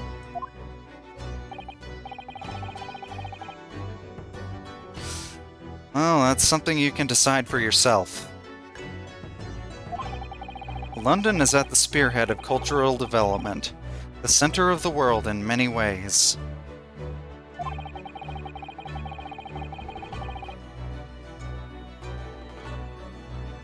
Now, there can't be any harm in seeing such an important place with your own eyes, can there?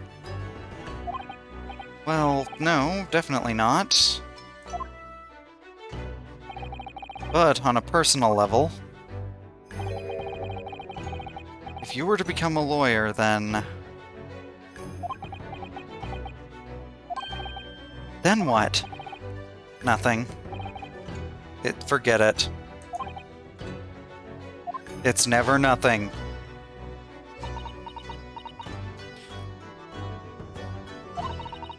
Kazuma-sama is... He was always saying the same thing. That he wanted to change the Japanese legal system.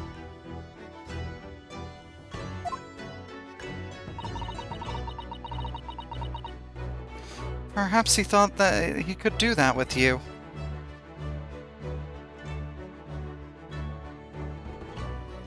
Maybe.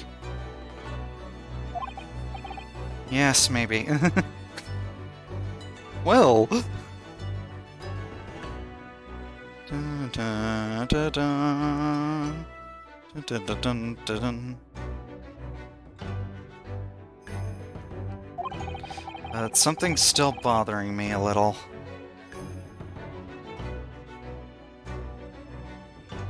Dun, dun, dun, dun. I'm checking something.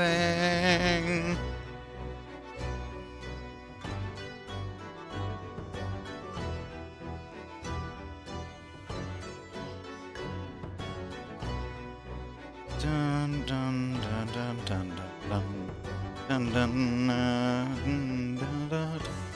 Something's still bothering me a little.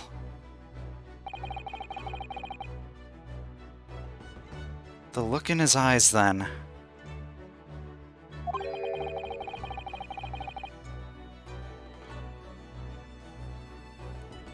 It was darker than I've ever seen it before.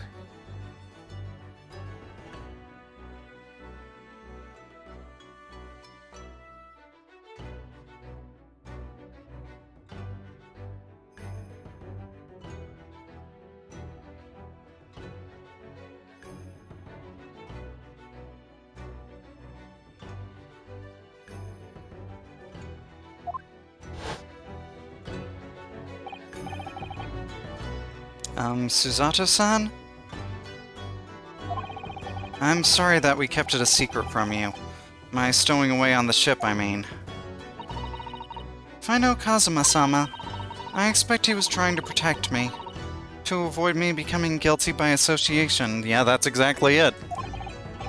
That's exactly right, yes. Word perfect, in fact.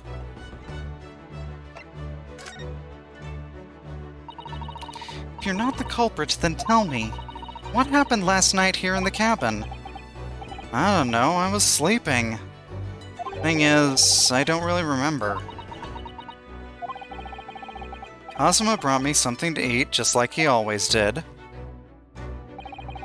And then I got myself into that wardrobe over there, just like I always did.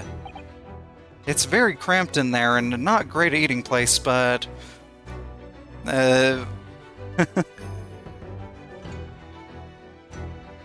After that, I fell asleep? Well, yes. So deeply that you didn't even stir when Kazuma-sama was killed? Well, yes. I know it sounds unbelievable, really I do, but it's the truth. If only I'd woken up, then perhaps I wouldn't be in this predicament. And for some reason, my head's still throbbing like anything. Really? Is something wrong? Oh, no, it's... Please, forget it. Susato-san, you have to believe me. I didn't do it. I really don't want to doubt you. The trouble is, there's no one else who could possibly have done this. Ugh.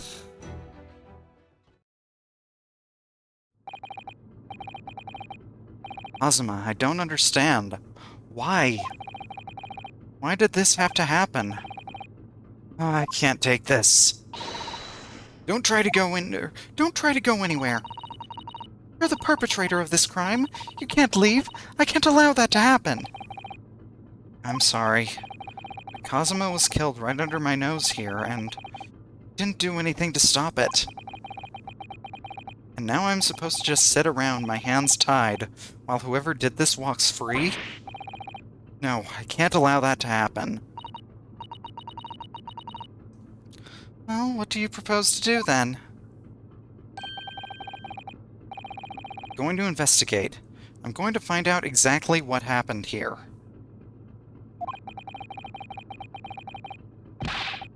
I'm going to work out who took Kazuma's life, and how and why they did it. So I'm sorry, but you're going to have to excuse me. Oh! Sheesh! That's quite the throw you got there! What the...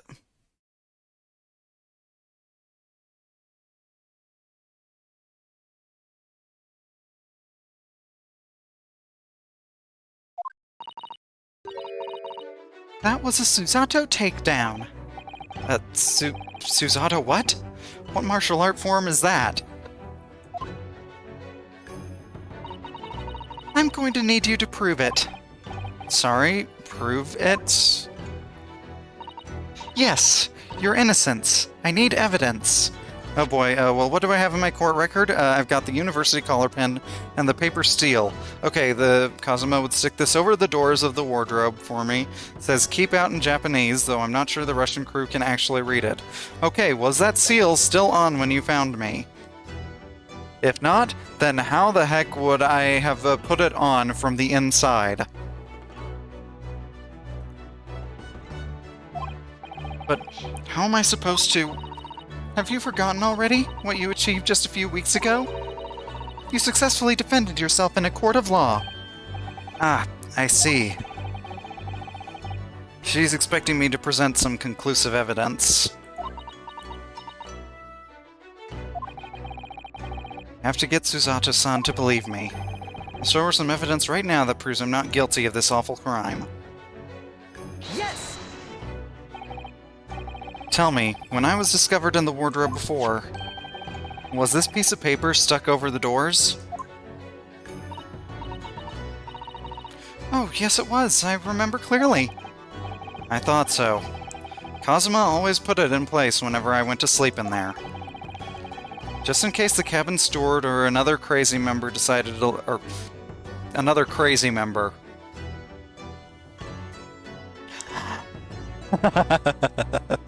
Oh, wow. Another crew member decided to look inside. So naturally, he did the same last night as well. Ah, yes, of course. The gentleman who discovered you peeled that sign from the wardrobe doors before he opened them. But if I were truly the culprit, I couldn't have climbed back inside the wardrobe and stuck this on the outside of the doors on my own. Yes, that's quite true. In other words, it's impossible that I killed Kazuma.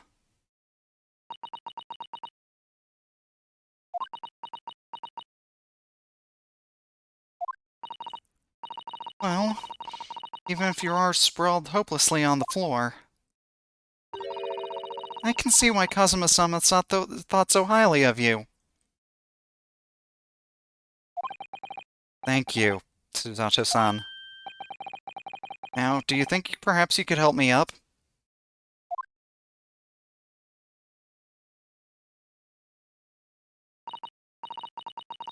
I'm already tired as it is, I have a headache, and I've been tossed to the floor. Getting up is, Well,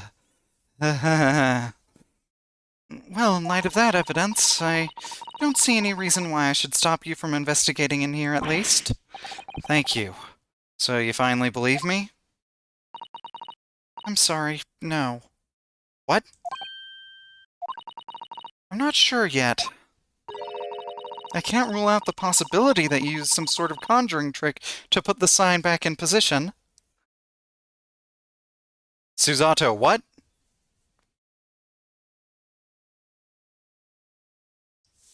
A conjuring trick. I don't... what... I do... conjuring trick.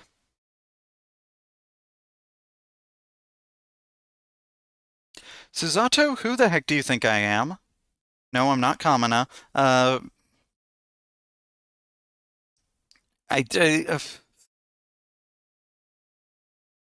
Do I look like I specialize in magic of any kind? And by that I mean Ryunosuke. Does Ryunosuke look like he specializes in magic of any kind?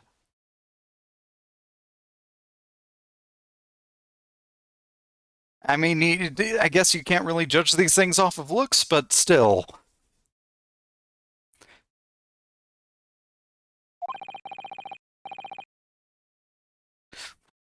What does she think I am, a magician?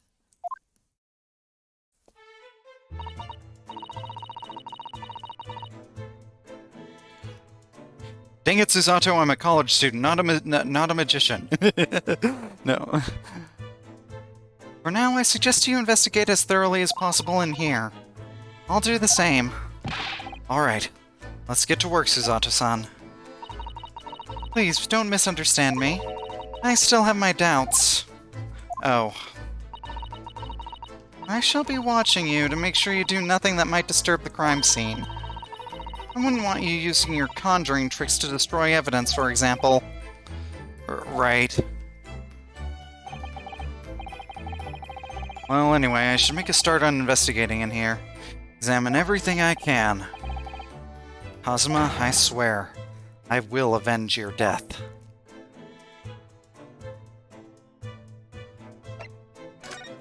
Okay, well, let's get to examining everything we can, then. We'll start from the very left of the room and then move from there. This is... yes, it's a bell cord contraption, I think. What do you mean, contraption? I read about it in a book I was studying that talked about life in Great Britain. Large households often have bell cords like this, which you can pull to ring a bell to summon servants. Really? That sounds almost magical.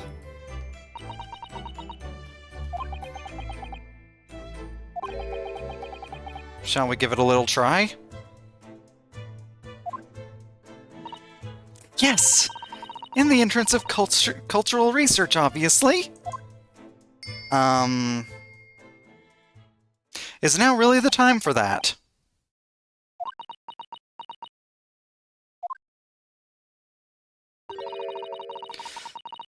I suppose nobody comes for lowly Japanese people.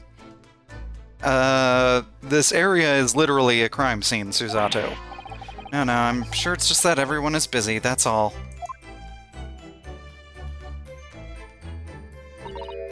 Oh dear, that won't do. Oh, what's the matter, Susato-san? Whenever I'm examining things, I always find myself so focused I forget to look around properly. Oh, yeah, we don't need a tutorial on this, I just did that, come on. Let's investigate all corners of the cabin.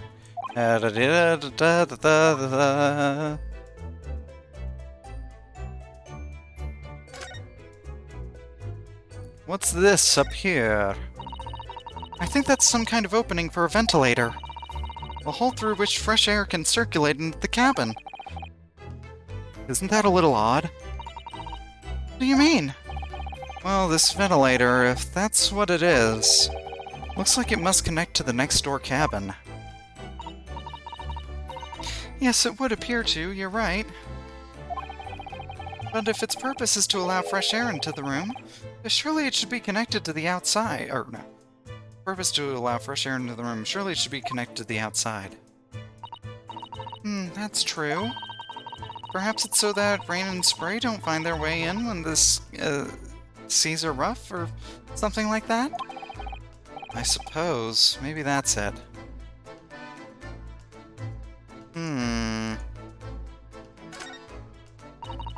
It's some 2 weeks since we set sail from Japan. Have you really been living in that wardrobe the entire time, Naruto-san? I think living isn't quite the right description. Would you consider being confined to a single room that you... not even a single room, but a single closet for 2 weeks straight? It could be described as living? Oh, no, I suppose not. Although it must have been rather exciting making this voyage in your own secret hideout. The trouble was, I never knew when a member of the crew might come in. So, yes, I did basically have to live in the wardrobe. And last night it was no exception. But because of that, you had no idea what was happening out here in the cabin. No, sadly not.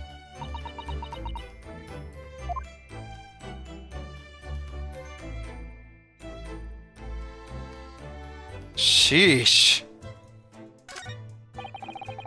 Investigate thoroughly, but I can't find anything out of play. This is where dear Kazuma-sama would have sat whenever he was writing. London Diary. Poor Kazuma, he didn't even make it to his destination. Looks as though the last entry is incomplete.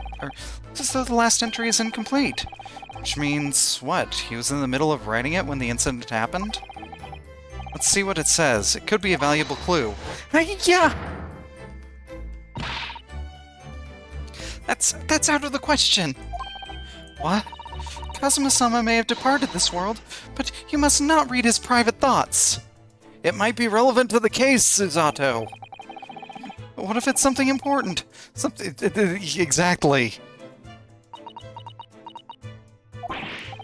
Alright, I won't read it. Could you please not throw me to the floor again like that? Please? You're gonna do it again, aren't you?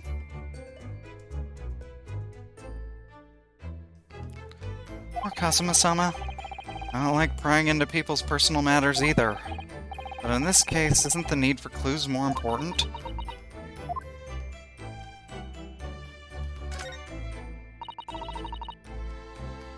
No.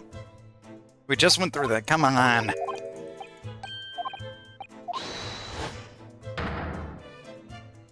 Don't make me sit through the whole thing again. Come on.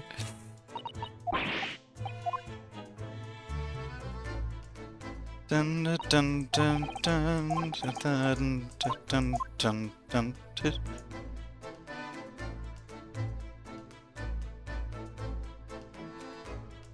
Okay, let's take a look at this thing on the floor. Did Kazuma write that before he died? Looks like it's written in ink. He must have knocked the ink pot from the desk when he collapsed on the floor. Then I suppose he wrote the message by dipping his finger into the spillage. Poor Kazuma-sama. No doubt he was in terrible pain. It's almost unbearable to imagine it. That doesn't look like Japanese. I suppose he was trying to leave some kind of a clue in his final moments. Was he? I'm sorry, partner, but I can't read your writing. Almost like it's in a completely different language, and like he didn't write it himself. I don't think that's Japanese, Naruhodo-san. What? Then what language is it? It pains me to admit it, but I don't know. It's not a foreign script I'm familiar with. What does it mean, I wonder?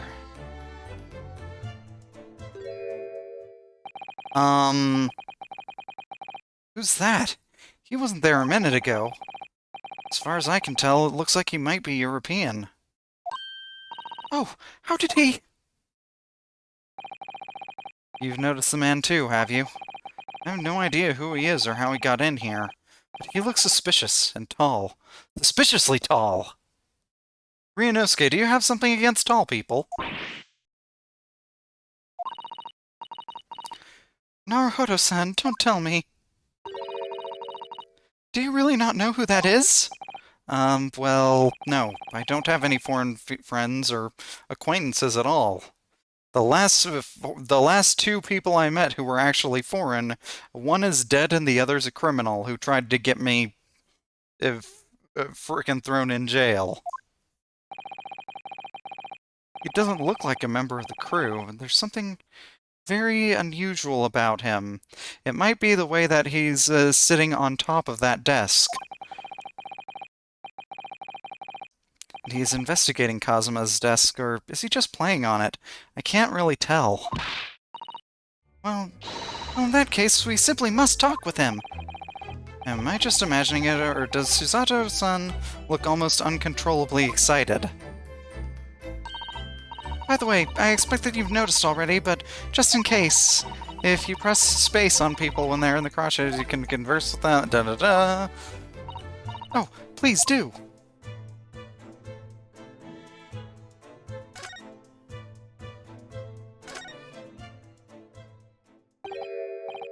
Excuse me? Excuse me, do you have a moment? Shh. This is a critical point in my investigation.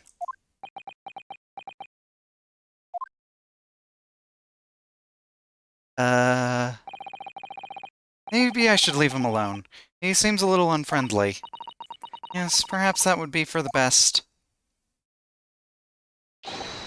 Greetings! I hope I haven't kept you long.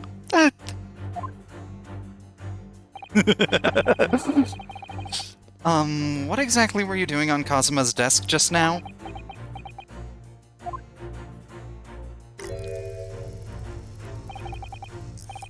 Ah, I see. Fascinating. Sorry? What do you see? Feels like he's looking right through me. Oh, yes. Everything is clear now. The train of reasoning has run its course. My deductions have crystallized.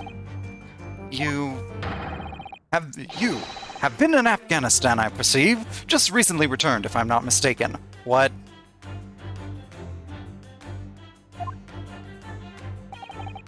Sorry? What? And now, whilst venturing toward foreign climes, you find yourself in a most troubling predicament.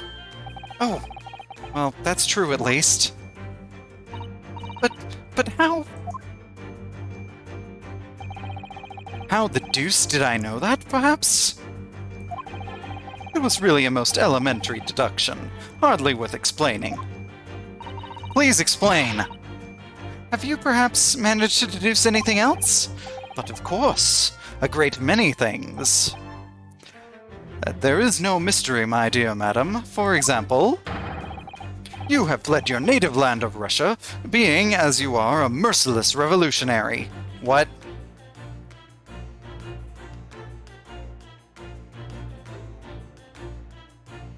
No. You leave 16 victims of assassination in your wake, and now travel to England to blow up the Crystal Tower. What?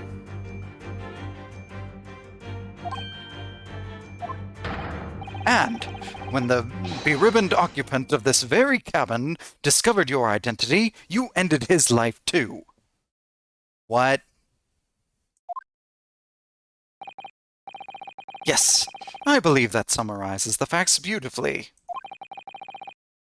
No need to hide the truth now. Nothing deceives these eyes.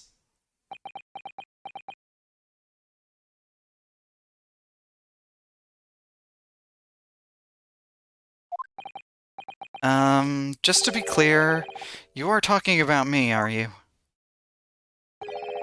Certainly I am. Do you see another in this cabin who fits the bill? A Russian assassin with 16 victims to his name? I don't know, maybe there's the sailor guy, but, I don't even see one person who fits the bill. He's a sailor. So it's true. It was you who did this to Kazuma-sama. What? You actually bought that argument? And you're plotting a revolution, too. Susato, I've never even been to Russia. What are you talking about? It's shameful behavior, Naruhodo-san. Absolutely wicked. No, listen. There's no way I... And I'm on the floor again. Now explain yourself. Tell me everything. This is ridiculous. Wah, wah, wah. How could you do it? For pity's sake, open your eyes. I'm not a Russian revolutionary. Honestly, I don't even speak a word of Russian. Oh, forgive me. And as for you, what kind of deduction was that? You were just saying the first thing that came into your head. Ah, but was I not right? No, not at all! Whilst venturing towards foreign climes, you do find yourself in a most troubling predicament, do you not? Okay, that part's true. Well, yes, maybe. Ah, there you have it, you see. What do you make of that, hmm? Well, to be honest... This ship is en route to England, and I'm in handcuffs at the scene of a murder. So, I'm not really sure you could call it deduction. It's more plain observation. Indeed! An observation, my dear boy, is the basis of all deduction. My method is founded upon the observation of trifles, you see. I announce my findings with a brassy certitude, and more often than not, I'm right. Well, not in this case. I don't think you introduced yourself. Ah, my apologies. How remiss of me. I am none other than the greatest detective of the century, known to men and women the world over. The inimitable Sherlock Holmes. So, it's really you? The actual Sherlock Holmes? The very same. The inimitable, actual Sherlock Holmes. Do you know this man, Susato-san? The most famous detective in the world? Naruhodo-san, of course I do. There's nobody who hasn't heard of him. I guess I'm nobody then. What planet have I been living on?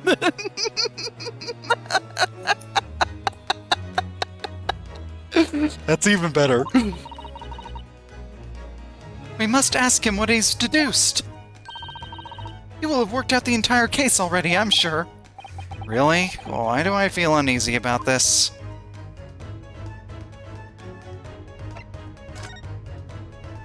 Okay, so, great detective. Please, explain your reasoning. So, you're a great detective, are you? Sorry, what was your name again? Indeed. I am none other than the one and only Sherlock Holmes. Oh, I see. You're German? Hairlock, was it? No, I have no hair. I mean, I have hair. Please, call me Holmes.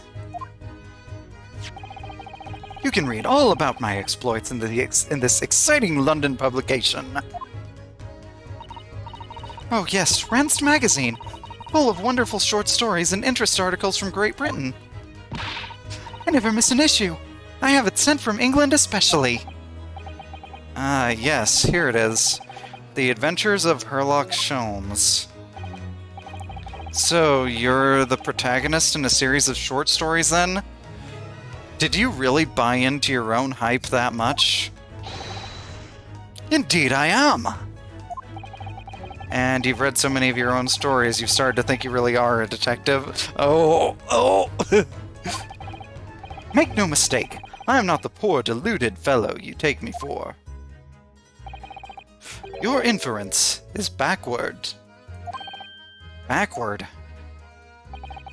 My trusty biographer records my greatest detecting achievements and chronicles them in the magazine. You have a biographer, do you? Doesn't everyone? Mine goes by the name of Dr. Wilson, presently keeping shop in London. Okay, so there's a lot to unpack there.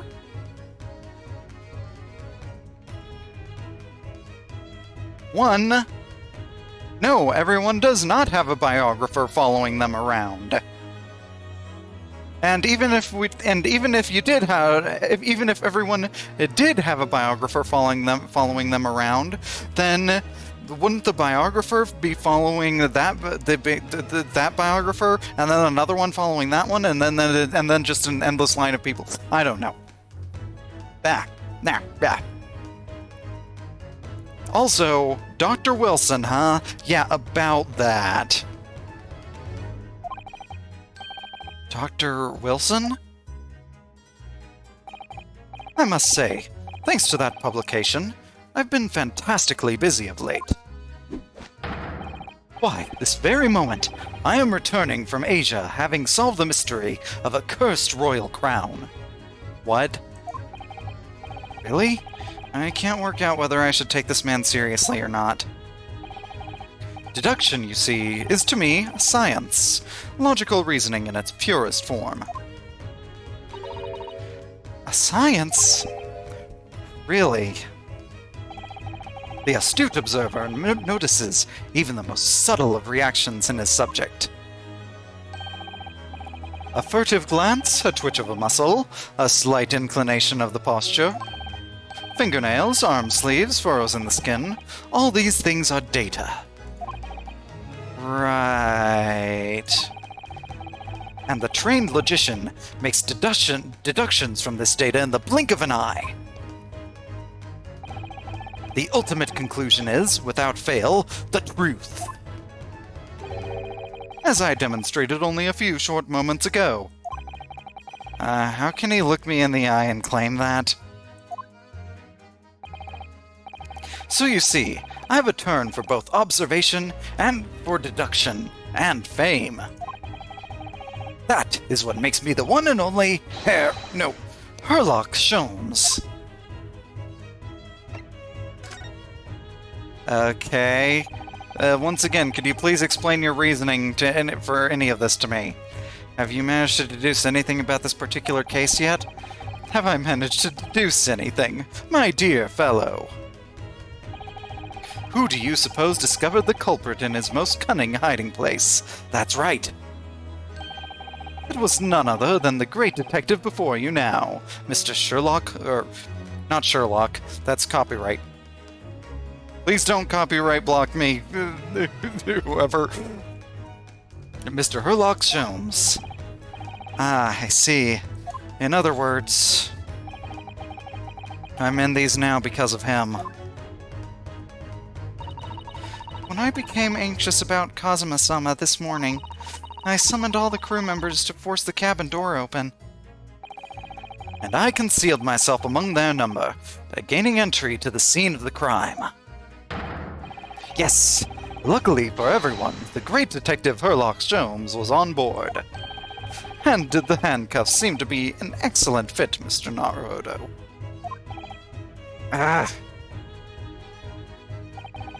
The very moment I laid eyes on the scene, two facts were immediately apparent to me. Oh really, two facts, you say?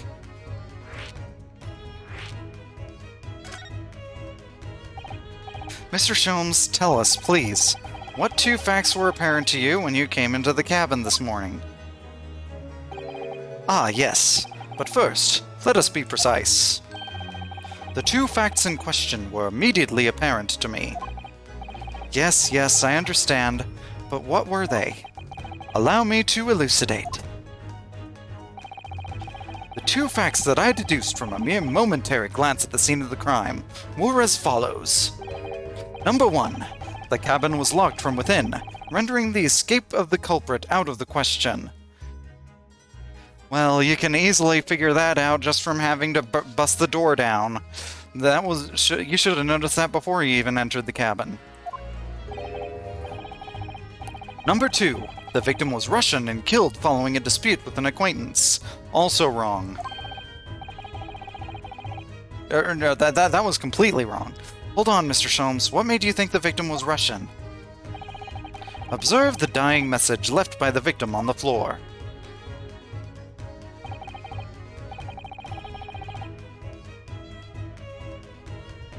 I have no idea how to pronounce that.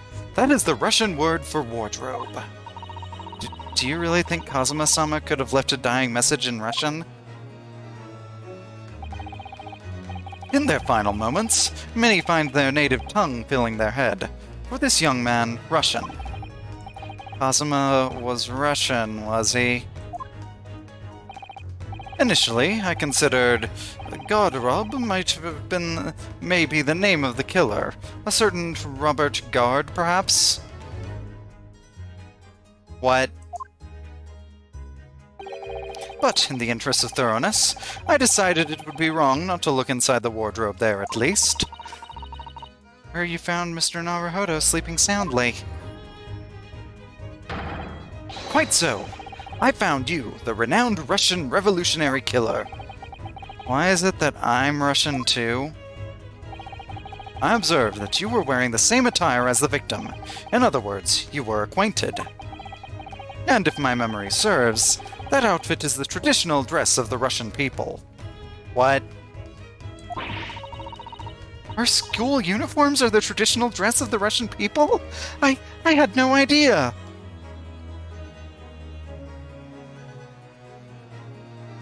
That's because it's not, as far as I know.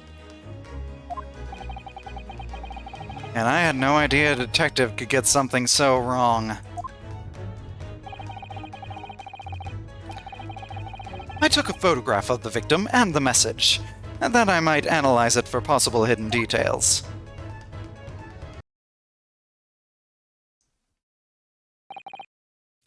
This was taken immediately after the young man was discovered, before the body was removed. Yes, Kazuma had already been taken away when I woke up. This is the first time I've actually seen him like this.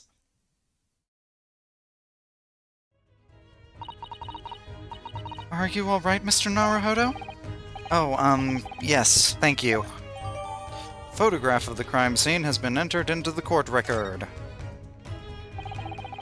Can I ask you something, Mr. Sholmes? What, pray? You mentioned Russia before as well, didn't you? You know, when you said I was a fearsome revolutionary fleeing from Russia and all of that? Ah, yes. The train of reasoning that led me to the truth. Would you mind explaining that train of reasoning to me, do you think? However, certainly, if it interests you. How many times— I'm not Russian, and I don't speak Russian. Can we talk about your deduction before? The things you concluded about me, I mean. How the heck could you come to any of those conclusions? Ah, the now famously accurate troubling predicament you find yourself in. Actually, it was the other details that I was more hoping to discuss. You know, the merciless Russian revolutionary and assassin of 16 part? Ah, yes. The more sordid details. It was a fairly commonplace deduction. How so? Here we have this morning's paper. The main headline reads: Revolutionary Villain Bolshevik flees Russia via Shanghai. This vessel made a port call to Shanghai yesterday, and last night the young Russian was murdered. Since when was Kazuma a Russian? Sounds like Mr. Sholmes has concluded he was Russian because of what Kazuma's son, Sama, wrote on the floor. It was a simple act of reasoning to realize that the culprit of this crime was the same merciless revolutionary. One who would kill the very man who helped him to escape after his true identity was discovered. Yes, you, villain Bolshevik. Okay, Sholmes. Buddy. Pal. Please tell me, how do I look anything like the picture you just showed us? No, how could it be me? I don't look anything like this man. Just look at his face. It's a completely different shape. Also, beard, and the hat, and the glasses, and the frickin' handlebar mustache.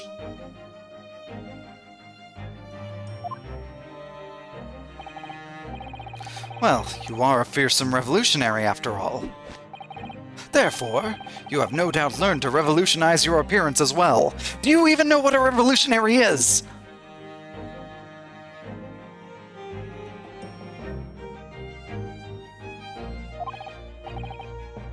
Please. And I might add, your name does not appear on the ship's passenger list. Need I say more? Well, that's because I'm a stowaway. Well, what about the other details? The 16 victims of assassination and blowing up the Crystal Tower? Ah, yes. The journalist clearly interviewed the man and printed all those particulars in the article. The deeds this man has perpetrated thus far, and those he is plotting. Yes, everything about this revolutionary Bolshevik was included. There can be no mistake. Do revolutionaries usually agree to interviews with newspaper reporters, I wonder? And what about the part where you said I was just returning from Afghanistan? Also quite clearly stated here in the article. Bolshevik has recently returned after a period of subversive activities in a war-torn region of Afghanistan. Where even is it, anyway? This Afghanistan place. Here, take the paper for yourself, as a little memento of this great deduction. That deduction was anything but great, sir. Oh, thank you. I've absorbed all that is of interest to me within its pages, but I see no rubbish bin nearby.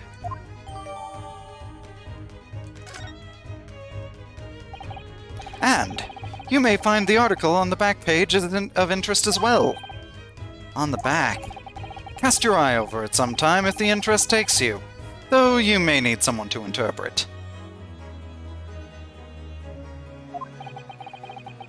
It's all written in Russian. I couldn't hope to read it. Wait a minute. Are you admitting that you know I can't speak Russian if you're saying that that I need someone to interpret? But I suppose it wouldn't hurt just to glimpse at the article. Maybe there might be a picture or two. What were you just investigating? Before we started talking, you were examining Kazuma's desk, weren't you? Kazuma! Ah, yes, the victim. Did you notice anything useful? Anything at all? Observe, for a moment, the desktop of the victim.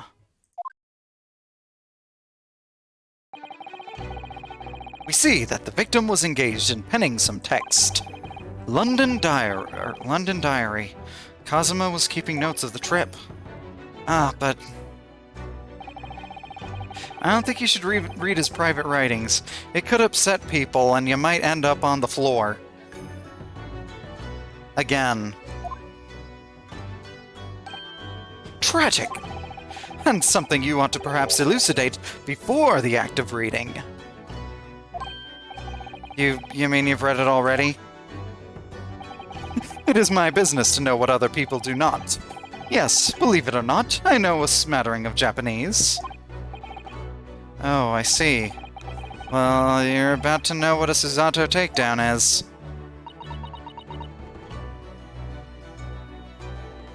Susato? Susato-san, aren't you going to throw the detective with one of your trademark takedowns? I'm sorry, Naruhodo-san. What on earth do you mean?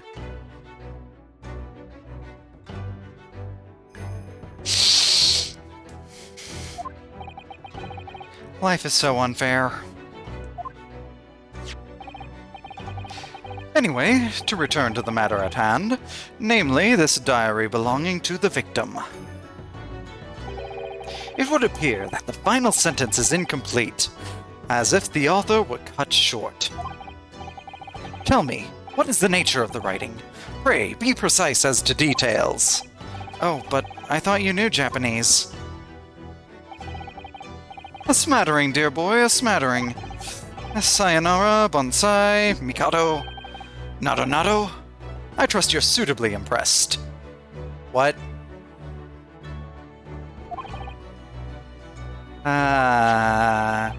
But this diary is littered with complicated-looking characters, of which I can read precisely none.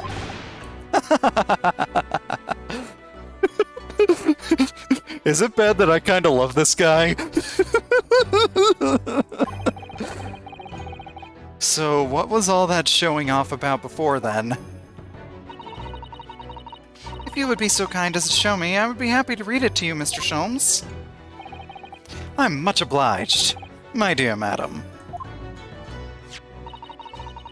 The final entry here in Kazuma-sama's diary consists of just 2 short sentences. The first reads, 1:23 a.m. You can hear a faint whistling sound. Whistling sound? These are very deep waters. Pray, go on. The second sentence reads, 1:35 a.m. What looks like some sort of speckled band is dangling from the ventilator grill. Speckled band? What on earth does that mean? I have no idea. I've never heard that expression before. The ventilator grill, you say? The man was presumably referring to the lattice there on the wall, which connects to the adjoining cabin. Yes, the adjoining cabin. Awesome.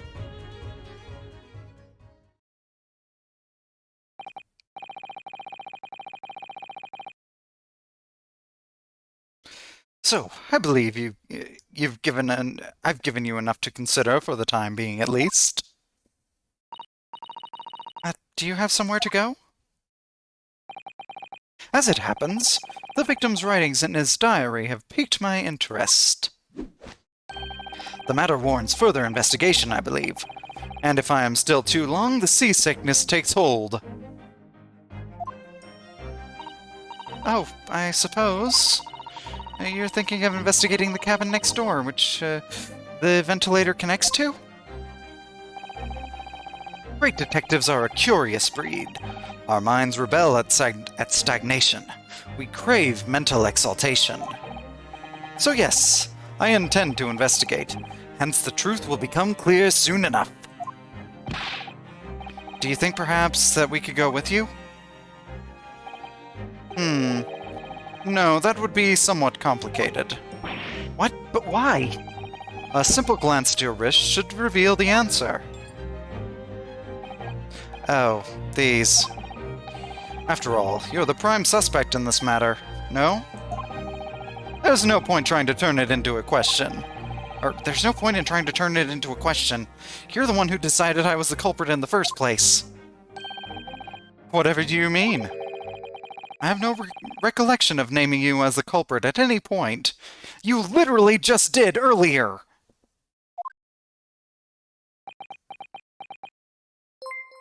Hey, Lord Yeti, thank you for the raid! Holy frick!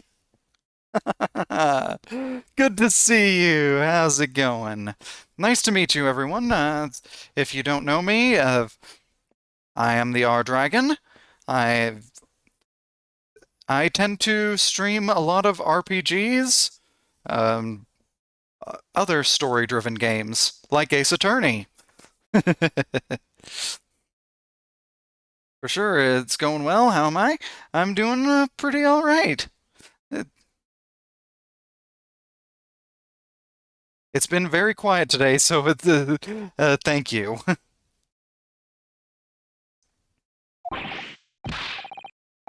You must be joking. You just said it only a moment ago.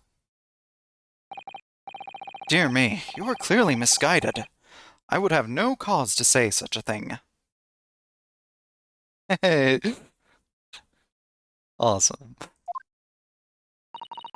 Well, actually, Mr. Sholmes, I did hear you say that too. You're quite sure? Well, that's very strange.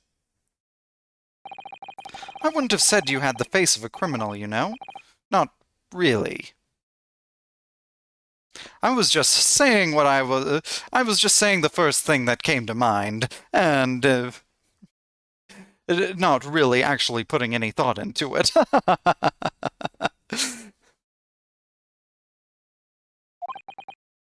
So, what, you were looking at my knees before? Some great detective you are. Well, anyway, that was then and this is now. What do you mean? What I mean, sir, is this. If you are the culprit, then you must play the part more convincingly. Roll over and accept your fate. What?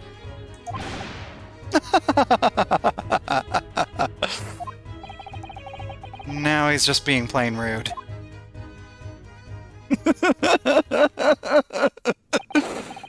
And off he goes, having just laughed in my face. His sense of humor is as twisted as his name. Yeah, his name reads almost as if they had to change it around for copyright purposes.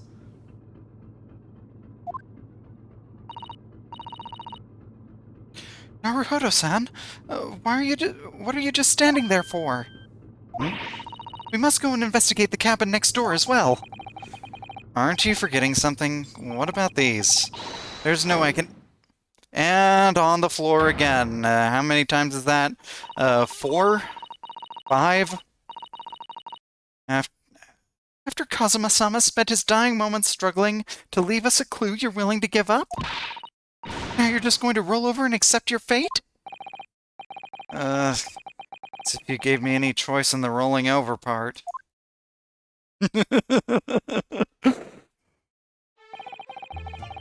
Dun, dun, dun, dun, dun, dun. I think we still have some investigation to finish off in here first, don't we? Let's carry on examining what we can do in this cabin, or what we can in this cabin, while we wait for a chance to slip next door. Good idea! The situation doesn't look good for me, but there are still things I can do to help myself. And I owe it to Kazuma to do everything I can to find a way out of this, and bring the real culprit to justice. Okay, let's continue examining. Okay, we've already looked at that. What about this? Oh, that's a very large traveling case, isn't it? Yes, it carries a lot of memories for me. Memories? What do you mean? Well, that's actually how I stowed away on this vessel. I was brought on board inside that case. It was very cramped. More so than even that wardrobe. I could barely even breathe. I'm surprised I'm still alive. Ah, yes, I see it says "this way up" in Japanese. Which, in hindsight, I should have realized the foreign crewman wouldn't have been able to read. I was turned over and over, and then I was tossed on the floor in here.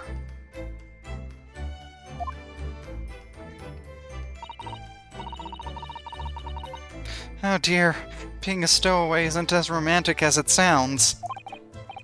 Well, it was less painful than a Susato takedown.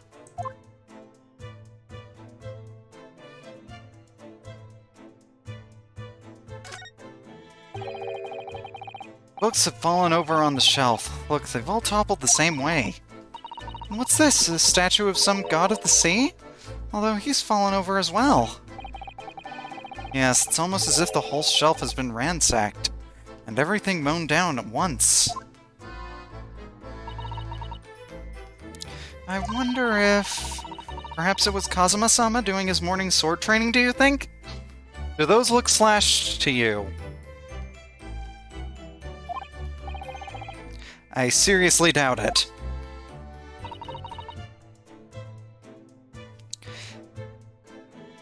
Then perhaps... it was you, Naruhodo-san, in a fit of rage! I wouldn't have bothered leaving the wardrobe just to mess up a few books and a statue. I barely even left the wardrobe to frickin' eat. Don't ask how I went to the bathroom. Could the way these things have been thrown about here have anything to do with the case, I wonder? Well, I'll just set everything straight again. I don't like to see a mess. Tampering with the crime scene. Oh, no. Susato, no! I don't need you arrested too! These are the rules of passage for traveling aboard the SS Buria. It's essentially a list of requests from the captain to all passengers on board. Passengers must not keep weapons or other dangerous objects in their cabins. Pets are also strictly forbidden. Okay, so how the heck did they allow Kazuma to bring his sword?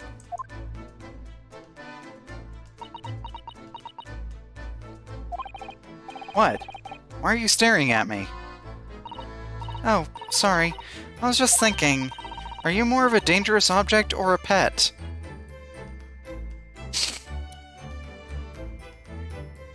Susato, please.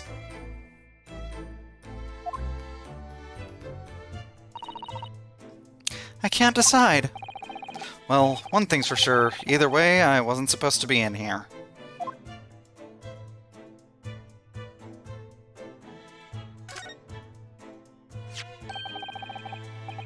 What do you think this is? It looks like a broken piece of glassware.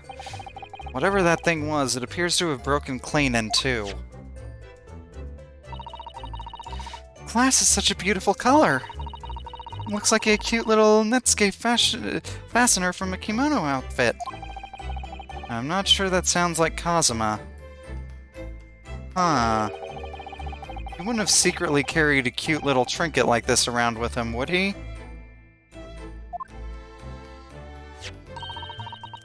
And the mark beside it. What is it, I wonder? It has a sort of brick-like hue. Yes, you're right. It's the color of a brick, isn't it? Even though I don't see anything of the same color anywhere else here in the cabin. That's weird. Let me look at the door. I went for help and the crewman forced the door open. This bolt had been firmly closed. It's quite the small bolt and not particularly sturdy. And just slides across to secure the door shut.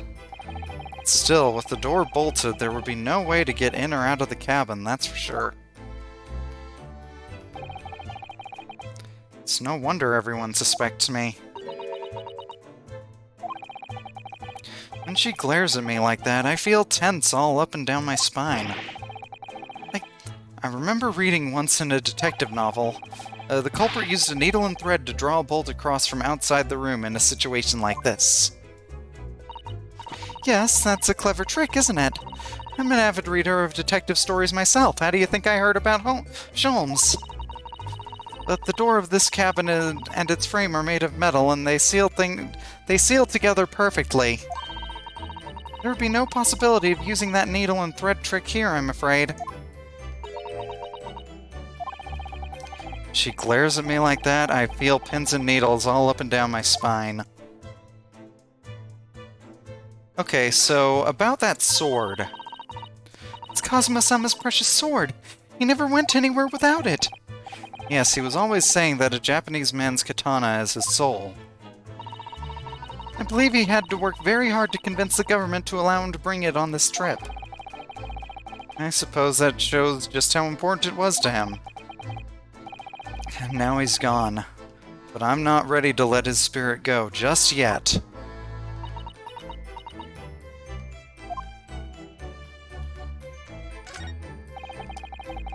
That's my dinner from last night, a roast chicken. It was really tasty. Yes, it was very delicious, wasn't it? But did you eat it on the floor here? I'm not a dog, Susato-san. I ate at the table, of course. Which begs the question of when and how the plate ended up on the floor. But Kazuma-sama didn't like chicken at all, did he? No, that's right, so he didn't touch it. Which meant all the more for me. Oh no! Does that mean... Poor Kazuma spent his last night on this earth with an empty belly? Just too horrible. Now I suddenly have a guilty conscience and an achy stomach. Huh? Oh, look over there. The crewman, do you mean? He wasn't there before, was he? That's what I thought. Something looks familiar. Why don't we try talking to him? Probably because I'm likely to get yelled at again. But I suppose I could try.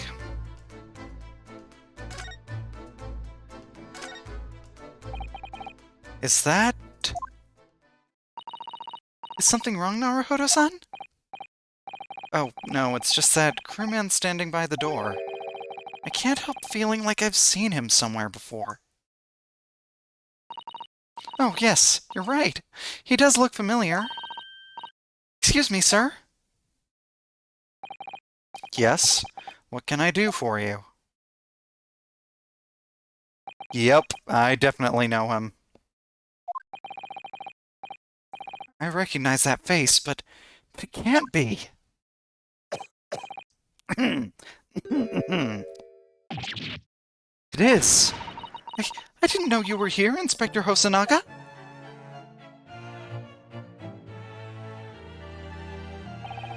Hello again. What are you doing here? I think that should be my line. I was so stunned when I saw you, my heart stopped. Did your heart really stop because, between that and you coughing up blood constantly, you should really get that checked.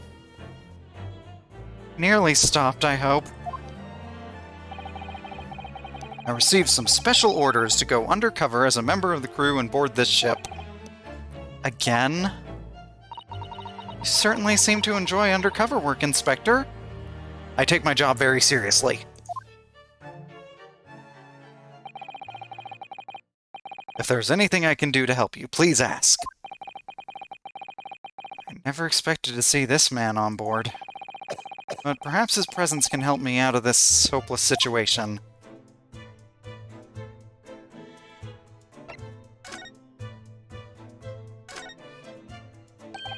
So, what are your special orders this time, Inspector?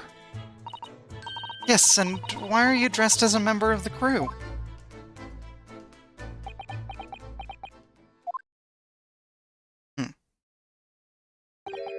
I'm so sorry.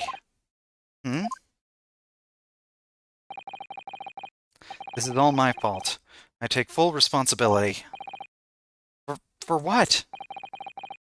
My orders were to act as Asogi-san's bodyguard.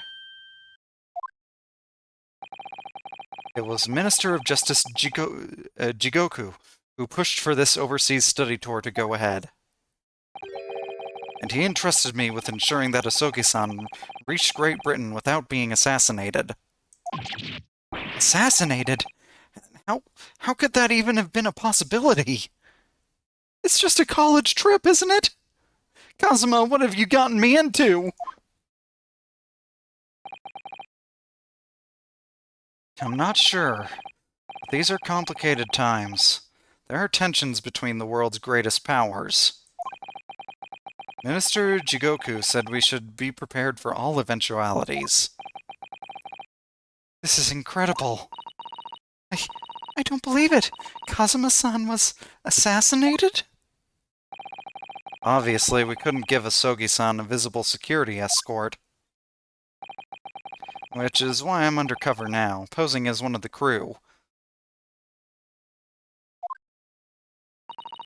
I see.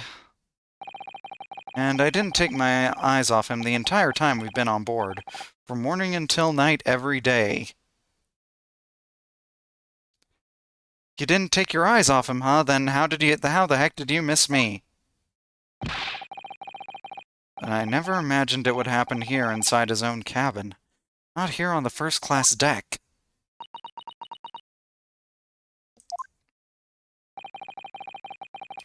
Failed miserably at my assignment, and Asogi-san is dead as a result. I'm a disgrace. All I can do is humbly apologize. Inspector. So, if there's anything at all that I can do to help you now, just say the word. Okay, we'd like permission to investigate. We're doing what we can to investigate Kazuma's death ourselves. I thought you might be. You didn't do it, did you? You're not the killer? Of course not! We'd really like to investigate the cabin next door. Yes. So we need to be allowed out of the cabin. I'm sorry. What? You've been deemed a risk to the ship's safety. If you move to even touch the handle of the cabin door, that stormy-looking seaman there would surely snap your neck in two, and I can assure you that it's way more painful than a Susato takedown. Well, okay, maybe not more painful, but definitely a lot more deadly. I suppose I'm not just a stowaway now, they think I'm a murderer as well. Would it be possible to give me something to work with, do you think? I'm going to need something persuasive. What do you mean? If I had a solid reason why the next door cabin should be investigated, for example, I'd do everything I could to persuade the captain to allow it. Really, I'd lay my life on the line if I had to. But I don't see how... There may be a way. What? Really? Think of how you tried to persuade me of your innocence, Naruhodo-san. By presenting me with a piece of evidence that you already had in your possession. Evidence? It's just the same as when you were in court. You must have done it many times during your trial. I've been trying to forget about that, honestly, but simply present the present panel, or simply pick the present panel, and choose some evidence that Inspector Hosonaga could use. So, evidence that would give us a viable reason to investigate the next door cabin, is it? Alright, yes, I think I might know what we can use. Let's see if I can present the detective with the evidence he needs to persuade the captain. Okay, let's go back then, and go to the present. And I actually want to examine some of these. Let's take a closer look at the photograph. And I don't... Oh, why is... Oh, I guess we can't,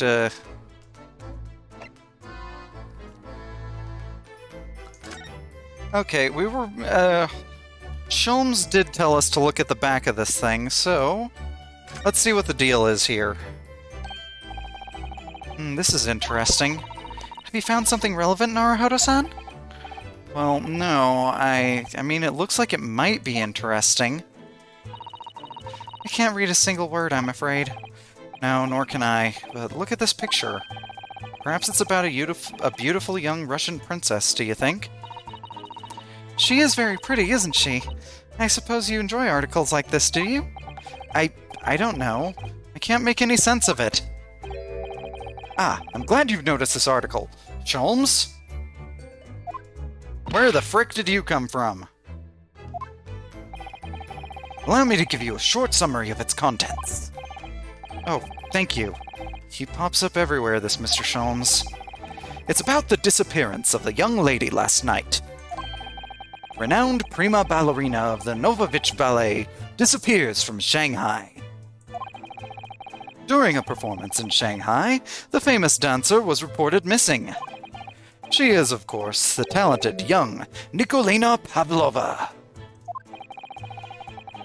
Why are Russian names so hard to remember?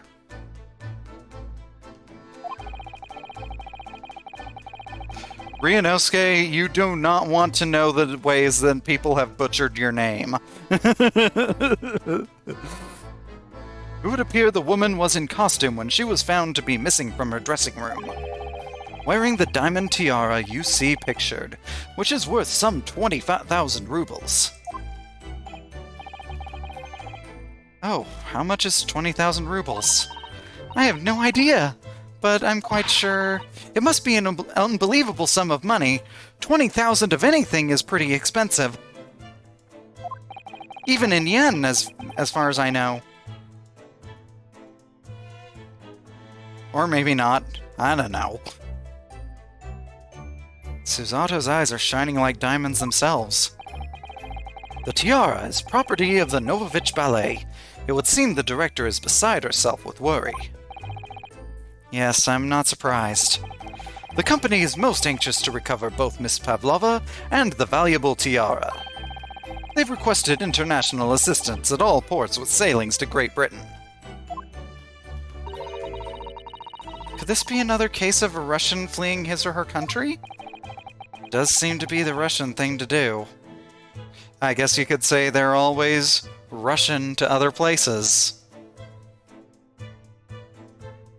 I'm not sorry.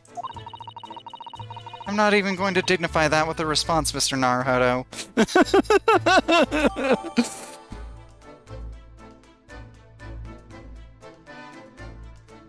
Maybe that's the joke he was actually making.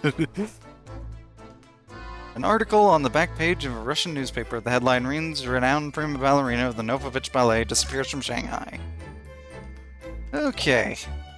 That's what I wanted to check there.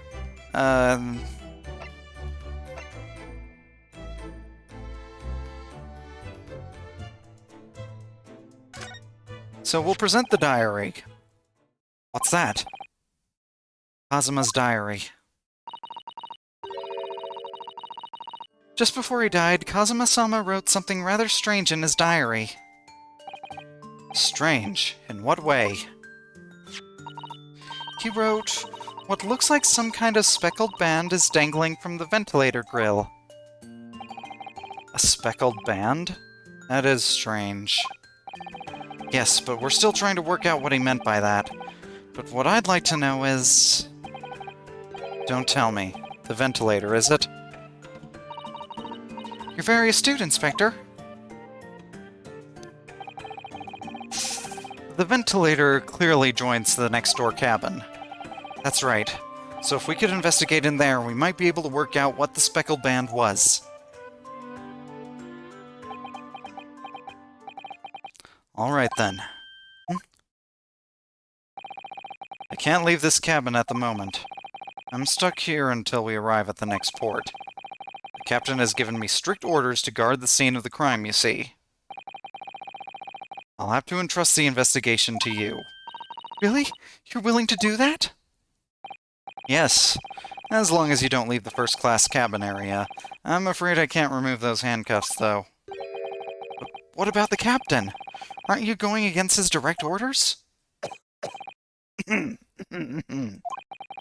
a man of my word. And I promise you that I'll lay my life on the line if that's what it takes to convince the captain. It's what I'm gonna have to do, after all. After all, I failed to keep Asogi-san safe. That's the least I can do. Thank you. Let's seize the moment then, Naruhodo-san. Just select move and we can leave the cabin at last. Move. Alright, let's see what we can find out. Back. And move. The first-class passageway.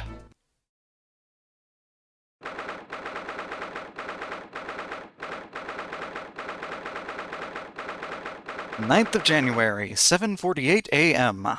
SS Burya, first-class cabin passageway. Phew, finally out of that cabin. I have to admit, this isn't quite what I was expecting. It's less spacious out here than I thought it would be, and this is the most luxurious accommodation. Yes, indeed. Kazuma-sama was being sent on the study tour by the government. That's why he was being put in a first-class cabin. Even still, this is about twice as large as my accommodation in steerage. Really? That must be awful. Oh, look over there. That's another crewman keeping watch, and he looks enormous, even if he is sitting down. The door next to him leads to the second-class accommodation. I suppose he's making sure that no one comes in here who shouldn't. I suppose. Like people in handcuffs. Naruhodo-san, you look like a little boy visiting a toy shop for the first time. I would have thought you'd be used to the ship by now. We've been at sea for 2 weeks already. I've barely been outside of the wardrobe, Susato, let alone the frickin' cabin. Well, yes, I know, but the thing is, I was inside Kazuma's trunk when I first came aboard, and ever since then I've been shut up inside that little wardrobe. Must have been a very trying time for you. So dark. I'm probably never gonna want to get into enclosed spaces ever again.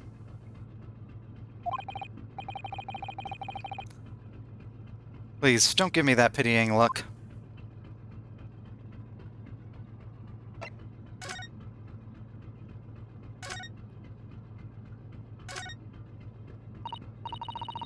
Ah, a trap for catching mice! Yes, we have plenty of those back in home in Japan. Although they seem to be using a lump of chalk or something as bait. Let me see. Yes, I think that's what is called a cheese. It's made from the milk of cows. Cheese? Wonder what that tastes like. Do they not have cheese in Japan? Do they not have cows in Japan? I don't know.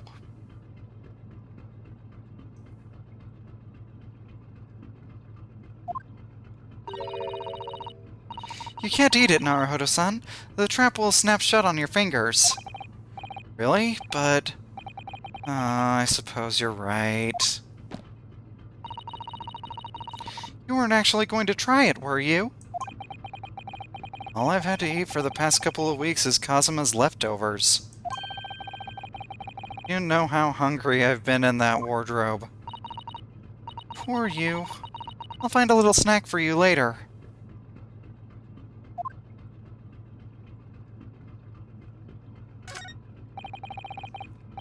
What do you think this is? It's a very pleasing shape, isn't it? That's the emergency alarm. It's probably best not to touch it. Oh, an alarm. It says, press only in times of emergency. Press only in times of emergency. It looks as though it sets alarm bells ringing all over the ship and brings the vessel to a complete stop. Oh, this I have to see. What are you doing, Naruhodo-san? You mustn't touch it! But this is an emergency situation. Just look at these handcuffs. This is the kind of emergency that... pressing that button will not get you out of this emergency, Naruhodo. You know full well that's not what the alarm is for. In fact, pressing the alarm will probably get you into even more trouble at this moment. You don't want to be in more trouble right now, do you? If you were to bring this vessel to a standstill for no good reason, you'd be in an even... I wish everything would just stop. The ship included.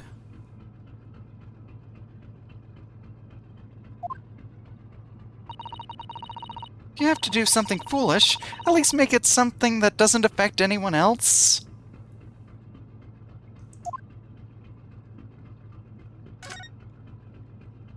Okay, let's take a look at the... This looks like the plan of the SS Buria. Shows each deck. Look. The Buria is a large-scale steamship with a triple-skinned hull.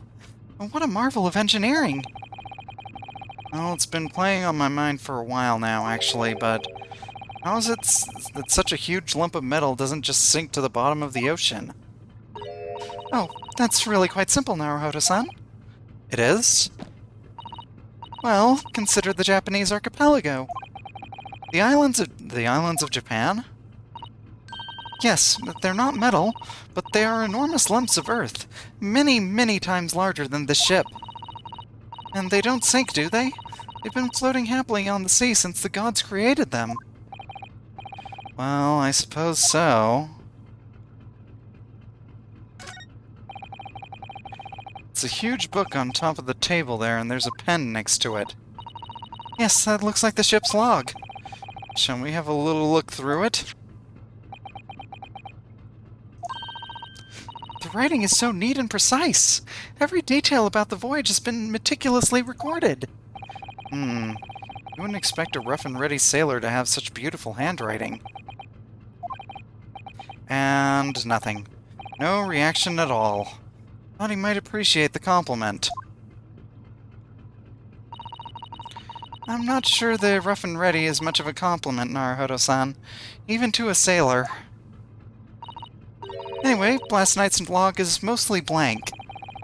Presumably that means there was nothing to report.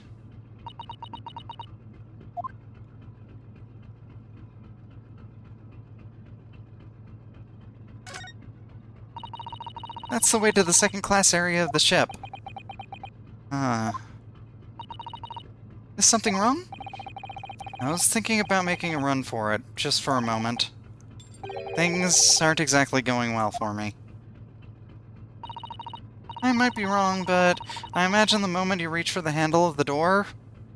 I'm gonna be on the floor again from another Susato takedown. That burly seaman would surely shoot you dead. That's worse, okay.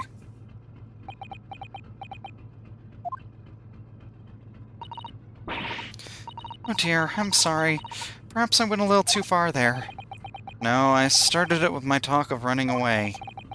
And there's no way I could run away while Kazuma's death remains a mystery anyway. Okay, let's actually talk to this guy. Excuse me, but could I ask you something? You? You little stowaway murderer? That wasn't a good start, was it? Alright, let me try instead. Good day, Mr. Sailor. I'm sorry to trouble you, but could I perhaps ask something of you? Why do you appear to have stripes on your face?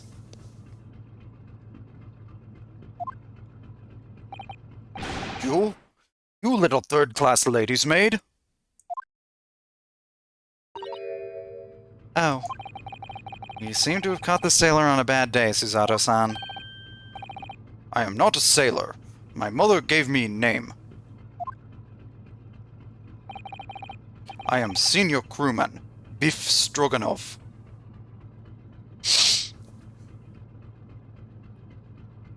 I am so sorry.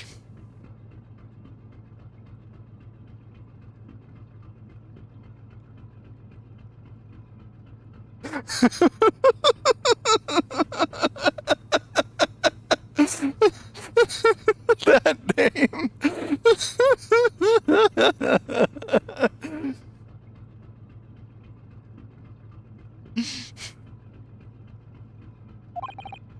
Phew. The best thing is just to avoid eye contact, I think. Mr. Stroganoff, about this first-class cabin area. Here we are in finest part of Buria's steamship for very important persons. What sort of very important persons? Government officials, kings and queens traveling in secret, many important persons. That is why I am always guarding this place. Gosh, that's amazing. But somehow I let stupid Stowaway inside. I want to pick you up and throw you in ocean, but Stroganov is not animal. Thank you. If I may, I was wondering, is the cabin next to Mr. Asogi's currently occupied? Ah,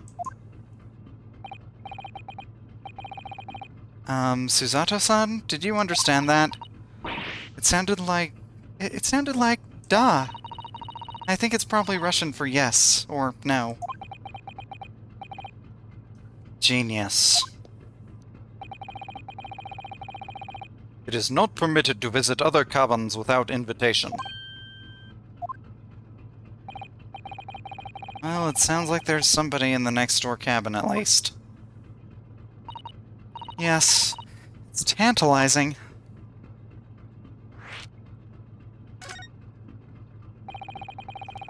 Could you tell us who's traveling in the cabin next to Mr. Asogi's? His name is Mr. Grimsby Roylott. He is a very important Western gentleman. Western gentleman. Do not think about it. He has nothing to do with murder of student boy. How can you be so sure about that? Mr. Roylott is authentic Western gentleman. Such a man would have no interest in lowly student from insignificant Far East Islands. Gee, thanks. That was harsh. Could you tell us when Mr. Roylott came aboard? That is not your business. Okay, fair. Come to think of it, even though we've been at sea for 2 weeks now, and I've been in Kazuma's cabin the entire time, I've never once heard anything from the next door cabin, or even felt like there's anyone there. Well, presumably, since this gentleman is occupying one of the first-class cabins, he must be rather important, isn't that right? That is not your business.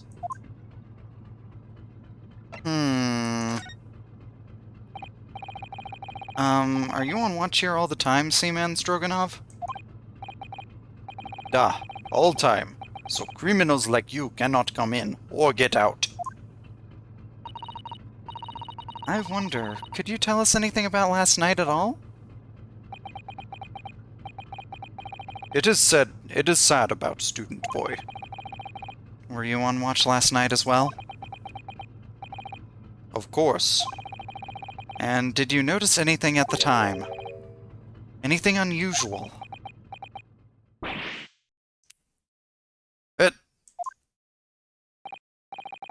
Susato-san? Did you understand that? It was clearly a no. I saw nothing unusual. Nothing at all. And you didn't hear any strange noises? Or sense anything was wrong in some way? I said no. Sorry. No means no. I'm not so sure. I could have sworn that he wouldn't catch my eye for a moment there.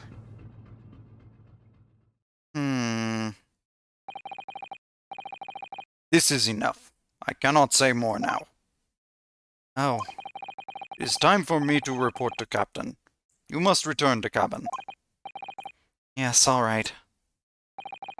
Bulkhead to second class area is staying locked at all times. You escape when the lobster whistles on top of the mountain, or as English to say, when pigs fly. Yes, I understand. That first metaphor, though. Good.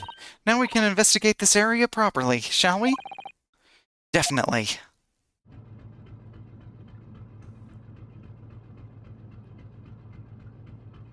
Alright.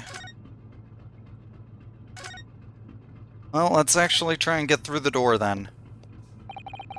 This is it. This is the cabin next to ours. The one thing the ventilator connects to. Yes, the ventilator from which Kazuma-sama wrote that he saw a speckled band emerging. Maybe whoever's in this cabin can help solve that particular mystery. Let's ask.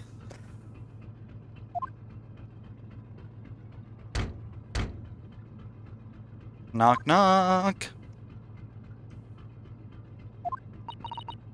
No answer. We're out of luck, it seems. There's no one in there to help with our inquiries. Really, Shelms should have been in there, but how annoying. What was that?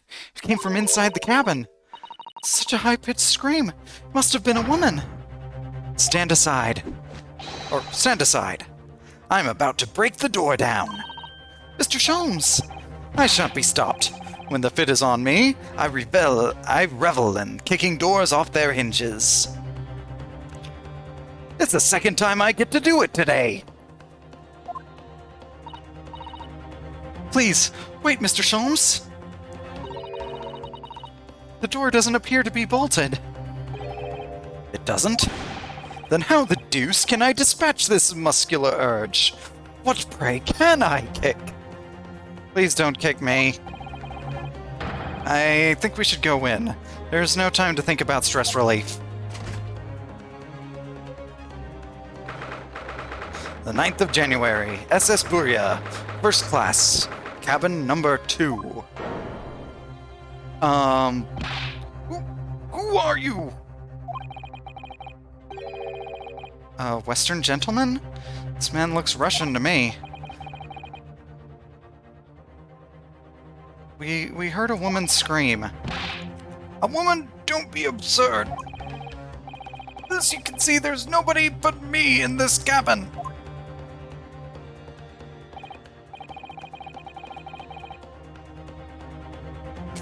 That's probably a terrible voice I'm doing for this character, but... True, this old man does appear to be the only person in here. But in that case, who just screamed? Get out! All of you! Now! Please excuse the intrusion, but you're Mr. Grimesby Roylott, I believe. Yes, that's me. And you are? I am the one and only, the actual Herlock Sholmes. You've heard of me, no doubt? No. I'm a great detective among great detectives, one who adorns the covers of popular magazines, no less. So I assure you, you may trust me completely. The man uses that magazine like a business card. A detective? I do not trust detectives. We distinctly heard a scream emanating from within these walls.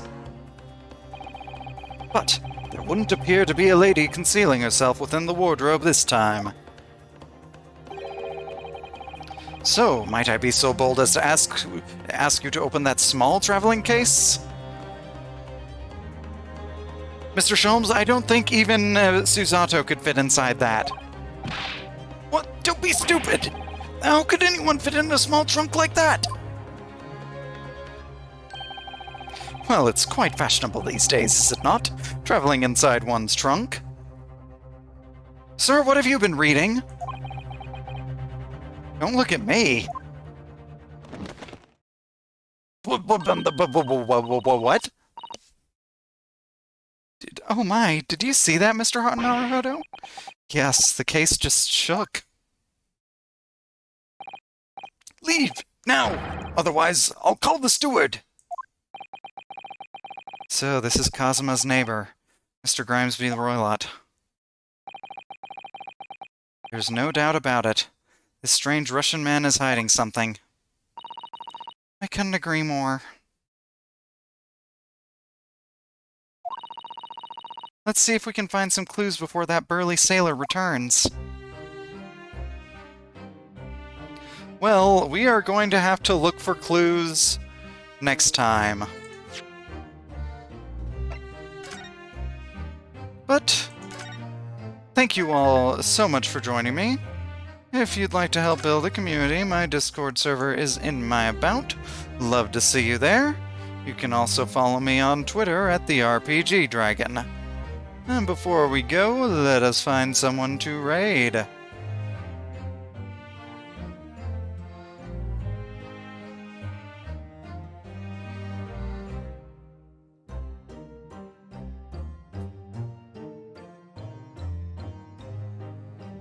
Yeah, let's raid Latalis.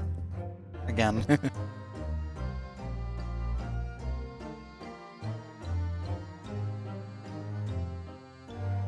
Dun,